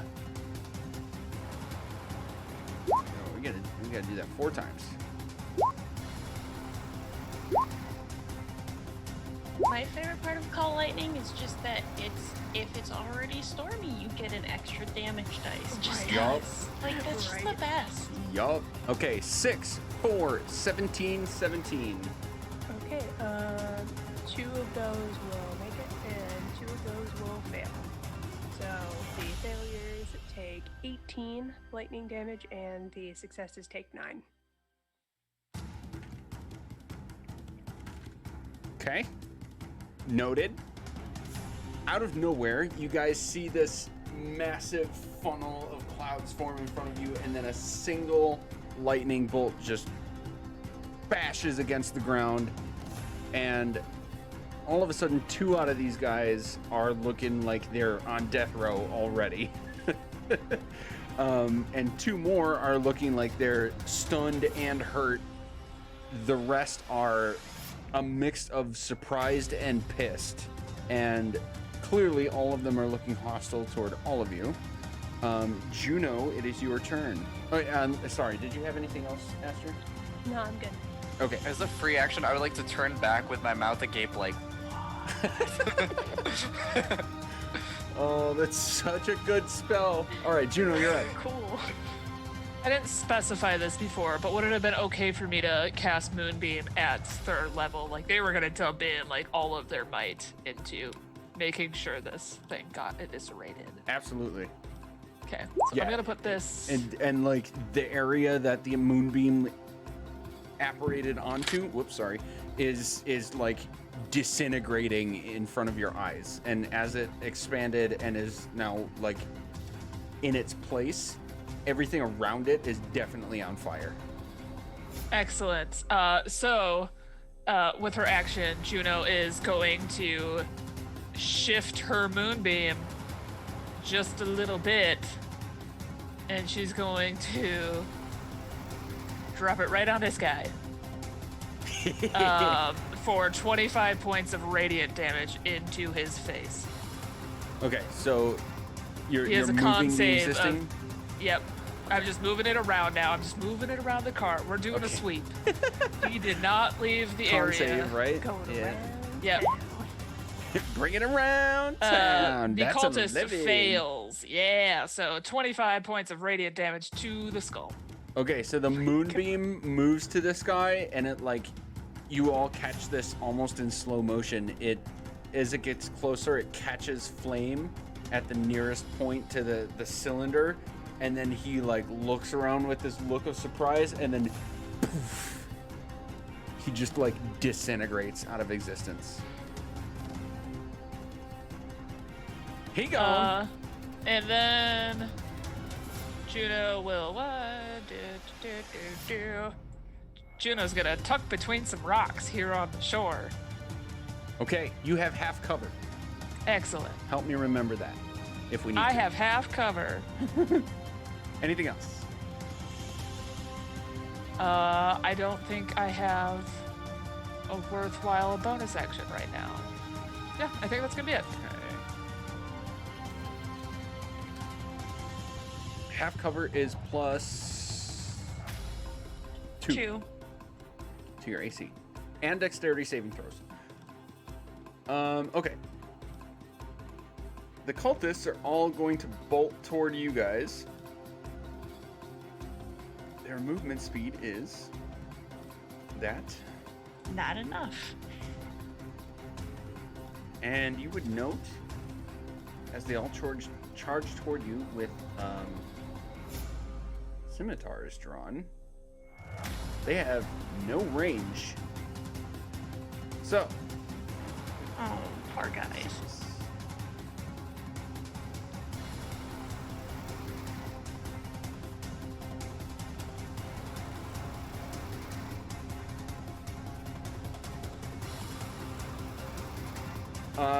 they would dash 2 toward Icarus.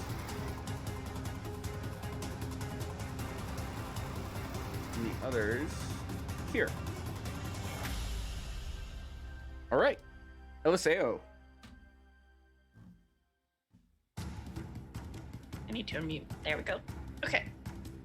So Eliseo is going to hop out of the boat, and then they're going to kind of move around this side of the rock and try and get in full view of the cultist and just kind of like put hands out and just yell, just like, stop right there.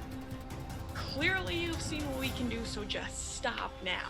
And just try and get them to stop attacking, because Okay, make an intimidation check. Okay, cool.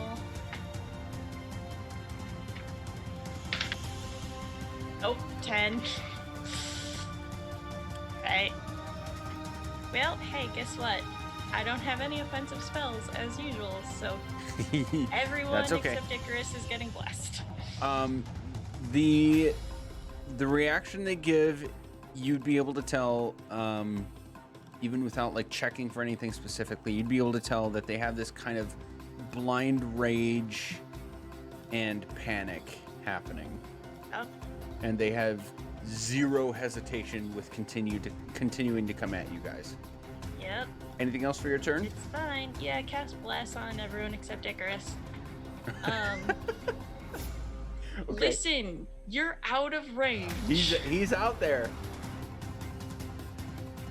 I care about you as a person, just maybe not as a character right now. Okay, Ulta, you're up. Also, Great, roll so- 20 or D&D Beyond wanted me to roll bless with advantage. I'm like, that's not how casting that spell works. She will. Ulta's going to open her pocket and stuff a tiny dragon inside of it. And then she's going to fumble around just a bit with some more of her things and take out a wand that she has. And not having any idea how to use it, she is going to dust herself off just a little bit and Zephyr Strike as a bonus action to begin with. Okay. So that is just a movement. Let me find it. Do you want to know what it does? Yes, I do not know what it does, and I'm trying to get to your character sheet. Is that a spell or a feature? Oh, you pinged it. Yeah. So that's her bonus action. It helps me with movement. So I'm gonna be able to move an extra 30 feet, so I'll say an extra 20 feet. Right? Because we have to take away 10 for the... Your walking speed increases by 30 feet until the end of the turn. So your speed without using dash is now 50 feet after getting off the boat. Just Okay, so 50 feet from where you are, you can move without using your dash. Okay, so she will move to this side over here on where these rocks are. And as she's trucking across, she's going to flick and swish the magic missile, or the wand of magic missiles. And I don't know what that, I've never used that spell before, so. So what level It's, are you doing? First level? yeah, that's where it's listed at, so yes. Wait, why did that? Oh no, I'm looking at two different spells. So, it's 1d4 plus 1, and that damage is how much each bolt does. Correct. So you can And choose then I any have- number of targets up to the number of bolts you cast, and then if it's less, then you just have multiple bolts hitting the same target. And Yes. each bolt will deal 4 force damage. And then, yes. And then I have the extra damage from the Zephyr Strike, which is an extra D8 on each of those, or just one? Oh, good question. Okay.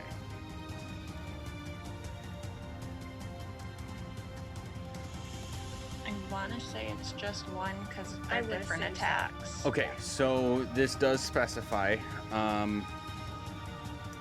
it's a weapon attack. Not a spell attack. Okay, then it Right. won't count. This is a Cool. spell attack. You still get the That's extra cool. movement, but it does not add a d8 to a magic Yeah. missile. That's cool. So I'll do 3 separate bolts at 3 separate dodos. So it was level 1, so it was 1 each? Yep. Okay. So double check your item because I think you pinged it a second time accidentally. Make sure it only used 1 charge. Okay. And if it used 2, then just click on the one of the filled in squares and it should take 1 away. You said each of these 3 right here Yes. is getting Correct. 1. Yes. Bolt. So the Okay. damage listed was 2, 4, and then 5, and then the force damage. It should be the same. What do you mean 2, 4, and 5? Oh, it's still making me roll damage. We'll just use the 5, 4, and 3 then. Listed in roll 20. Oh, I think we might be misunderstanding. So when you use magic missile, you only ping it 1 time, and the damage that results is the same for each bolt. So the 5 that came up first is what's going to happen, and it's going to be 5 against this guy, and 5 against this guy, and 5 against this guy. Sweet. Okay. So you did not have to ping it 3 times. So that's what I mean when I say go back into your staff and make sure that only 1 square is filled in instead of 3. Yeah. Okay. Yeah. It's sometimes kind of funky with items like that in D&D Beyond. Check. So only 1 square should be filled in. You've cast a spell 1 time at level 1. That's 3 bolts. And the first damage number that came up, which is 5, is going to be 5 for each of the 3 targets. You got it, dude. Does that make better sense? Yeah. Sure. Okay. Yeah. Sure, sir. I mean, if it doesn't, let me know, and I'll try to explain it another way. That's one of those spells that's kind of funky to figure out. It's not that serious. The infamous trust you. fireball is kind of similar. Yeah, You get 1 damage roll, and it just applies to everybody that's in that you choose as targets, sort of thing. Okay, so these first 2 right here are like almost on their knees, sort of really roughed up. This guy is not looking a whole lot better, and then there's 2 more with a little bit of vitality left in them going at Icarus over here. Anything else for your turn? No, I'm sorry. That's good. okay. Whoops, wrong window. Okay, we are back up to Icarus. You've got these 2 guys right in your face. They're clamoring toward you. The other 3 are clearly, like, focused on your friends farther away from you, so it's just these 2 that are in your face. So, I forget how the technicality on this works. I think with a melee weapon you can non-lethally attack, but can you do it with a ranged weapon? I'm going to say no. Okay. Unless, actually, that's a very good question because that is something... Sorry, what? We are going to use a mechanic called shot. So if you want to do that here and now, I'm going to have to improvise on the spot. Spoiler alert, it's something I wanted to use later in the campaign. But if you want to try that now with a ranged weapon or a spell, we can do that now. Yeah, like I would maybe aim for like an ankle to slow them down, or like something that I don't think would kill them, but I am using a bow, so it's a little bit... I recognize it's a little bit harder, but I'm still gonna try. Right. So I'm going to, for here and now, just improvising on the spot, I'm going to say a called shot for either a ranged attack or any spell.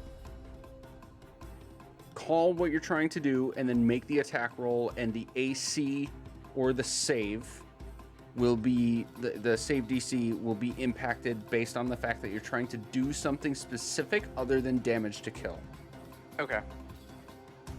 So yeah, I'm gonna turn with my bow and aim at the 2 that are running towards the group because I need range to shoot, and Okay. I am going to aim for ankles as a slow them down or incapacitate without killing, fully, And or just outright. you say you're aiming at 2. What is this with? My longbow, my layer bow. You can shoot twice? Oh, I can't do that yet. My bad. I thought I could, but that's not quite yet. Okay. So no, I will shoot once. Okay. You are also doing that at disadvantage because you have an enemy within melee range of you. Oh, I thought it was only if I was attacking the person next to me. That is a common misconception, and it's totally understandable. But yes, as written, the rule is any ranged attack against any enemy is at disadvantage if any other enemy, or any enemy at all, is within your melee range. Well, it was my first thought, so I'm still gonna do it. Okay. So let me roll that here. That was a 7 plus 8 is 15. At disadvantage? Yes. Okay. It was a 7 or a 9. 7 or 9 is the 7. So So 15 total? Yes. Okay. That does hit. And it was one of these two. Can you ping which one? I cannot, but I will just say the one further down. Oh, that's right. Your roll 20s being. Yeah. I wish I could, but no. Okay. I'll try to reopen it again just to see, but... Okay, so you tried to hit his ankle to slow him down, and you did so. Yeah, classic Achilles move. There we go. Oh, but it killed Achilles! Oh no! What was the damage? Okay, the damage was 7 plus 5 is... math 12. 12 piercing. Okay, yeah, he's super dead. Oops. You went for the slow down, but you killed him. It happens. But he's still there. A notable difference from the moonbeam disintegration that happened earlier. For my own sake, maybe I shot him, he fell, and then the rock that he hit on the way down killed him. I mean, he was already like really, really roughed up. Yeah, that's true. Okay. Okay. So I'm gonna ask you guys this just here and now. Is it okay if do you want to finish this combat, or do you want to cut things off and wait till next session? Because this is about the time we would end normally. I'm okay to keep going. I personally have to wake up before the sun comes up, and I enjoy rest. Sure. Okay. So this would not be a terrible time to pause for now and come back at the beginning of next session, continuing with Aster's turn. I'm gonna highlight it so I don't forget. I'll write it down just in case. Okay.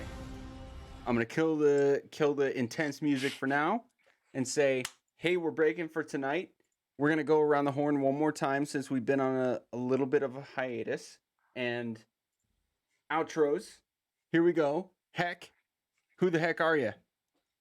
Hey guys, it's me, Sir Heckelot. You know, I was just writing in my notes to have call lightning up so I don't forget. Concentration is for 10 minutes. You can find me at Sir Heckelot on Twitter and Instagram and in our lovely Discord server that you should definitely join if you haven't. You can find me here, of course, on Queen's Gambit, as well as every Sunday on Total Party Recap, talking about all the amazing stuff that we do here every single week, as well as on every other Saturday and Sunday over at Neon Lights Roleplay, doing some fun D&D and Only War campaign stuff. So if you're interested in that kind of stuff, come check it out. But for now, that's about all I've got. So let's keep on keeping on. Hi, it's me. I'm Niffer. You can find me everywhere at NifferNiff. I am a Jasper's Game Day Ambassador, which we have a new shortcut in chat with Jasper's. And so you can find out info on their website there. They're a wonderful charity that is active in the online community to raise awareness and prevention of suicide. And our Jasper's Game Week is coming up from May 2 to 8. And we've got a lot of cool stuff going on there, a lot of games. We're trying to have a 24-hour thing going because we have people partnered in like Australia. So that's going to be super cool. And yeah, so you'll just get to watch as many games as you want and hopefully contribute to wonderful causes. I highly recommend you go to their website because we are doing very incredible things. We just got the breakdown of all the donations that we've gotten and where they're going, and it's incredible to see all the work that we're doing. Beyond that, I am always around TPK as the intern and gremlin, and you can find me tomorrow at our Cold Hands, Warm Hearts Rime of the Frost Manning campaign, and always during module week here and in our Strahd game on Wednesdays. So yeah. Hiya, it's me, Hyacinth. Oh, sorry, I didn't mean to do the "it's me" that's hexting. I was trying a new thing. Hiya. But okay, so I like that. I like the hiya. It Thank you. works. It works. I just literally thought of it while you were speaking, so I was like, but yeah, you can find me on Twitter as Andersith, in the Discord as Hyacinth. Next Wednesday, I will be here for our Singularity game at 10 Eastern, and whatever time elsewhere that is time elsewhere, because I have no sense of time. Or back here for the next the 2 Thursdays. You know, when we're He's on. about to graduate from college, so time is not a thing. Time is relative. Yeah, I'll basically, in about a week, always be free. So come find me. Hang out. Thanks for coming, everybody. Yeah. That brings it to me, I believe. I'm Corndog McGraw. You can find me here on TPK Roleplay on Wednesdays and Thursdays during module week. And then also a whole bunch of fun stuff's coming up. I'll be in a Coven game soon that I'm really excited about. Ooh. I will be in a Sherlock game, and I'll be in a one-shot bringing in some of our lovely British ladies into Dungeons and Dragons. So super excited to bring some friends over, or bring some friends in from over across the pond. There we go. Yeah, May is going to be a fun month. As I said yesterday, everyone, welcome to Taurus season. May my blessings be upon you. When you were doing your intro yesterday, I kept thinking you were saying tourist. No, Taurus. And I was like, why is that the season? That's with the bull, you get the horns. Yeah. Yeah. This is a month of chill, snacks, spending time on your couch, eating what you want, being in your softest PJs. I get that spring's coming and you want to go out and do stuff, but also self-care. Tauruses are really good at it. So I'm here for you this month. Treat yourself. I don't want to interrupt this because I'm really enjoying it. So if you have more to add, I will. No, it's all you now. Hey guys, my name's Chrissy. I played Ulta, our Kobold Swarm Keeper Ranger. And where will you find me? All over the TPK Discord. I also DM some games, and I do some random bits and pieces all over the place. You will also find me in Sherlock. You will find me in Tomb of Annihilation Beyond the Undergrowth on Tuesdays during module week. You will also find me in our D&D one-shot with our beautiful British friends. Lauren and Lena, I believe, are playing. I don't think anybody else is playing. And with Cole DMing. So if you are a big fan of Cole Robbie, he will be DMing that game. What else? There's just a bunch of stuff happening. I'm sure somebody will link the schedule if they have not already. And you can always pop into the Discord and say hello. All right, and I am Dat Magic Juice. I DM currently this game on TPK Roleplay, but I'm very active when I can be in the Discord as well. That's already been linked. Check that out. The community is huge and always growing. If you see references to that pocket juice, that is a self-created joke referencing myself. There's a lot of self happening right now. And speaking of that, I did want to announce, and I did get permission to do this. The other show that I run on my own channel, it has been trademarked. Crits and Giggles is the group that I run live on my channel, which has already been linked. and we have a YouTube in the making. So this is soft launch at that point, or at this point. Go check that out. Subscribe to that stuff, but don't take it away from TPK Roleplay. You can do both, I promise. And every other Friday, currently, we have our flagship campaign going on my channel there. And but otherwise, keep it real with TPK Roleplay. Hey, this has been fun. We're going to be coming in hot with finishing up this combat and figuring out what we want the fallout to be and the aftermath to result in with this fight against a known group of cultists heading toward the cultist congregation point at a cultist center point in a known area that the cultists are going through for cultings. That. You got this. You're doing Shenanigans. great. You are How many This is different why ways we can I use the called word? it at 11. This is why we called it at 11 or midnight or there's, 10. I don't know where people are. We're hitting a big turning point in this campaign. A lot of big choices have come to this point, and it's going to be the sort of focus for a lot of potential outreaches from whatever decisions are made. So follow this campaign. We're still very early in it. I promise you, if you think you know the Tyranny of Dragons, you've not seen it done like this before. And if you haven't noticed it by now, you will within the next 2 sessions. Spoiler alert, not a spoiler alert. Not even the players know what's going on. So, It's because of the baby dragon, right? I mean, that is maybe 1/10 of it. He grow big, he grow strong. Eat him broccoli. Yeah. Hey, All thanks for the raid, everyone. We're about to say bye. Oh though. no, we got a raid right at the end. Oh, jeez. quest and You guys will cliffhangers. have to We'll just raid double with raid. us We'll do somewhere. that. Yes, come we, join our we are raid going to raid somewhere. someone else, but hey, Raids on quest and raids. cliffhangers. We just finished one of our flagship campaign, or not this group's flagship. One of our big campaigns, ongoing campaigns with module this group. week. Check out the schedule. Check out the Discord. All the links are in the About Me thing below for TPK Roleplay. Check all of this out. But we are on our way out. We're going to send you to a good friend. And you all have a good night and stay cool.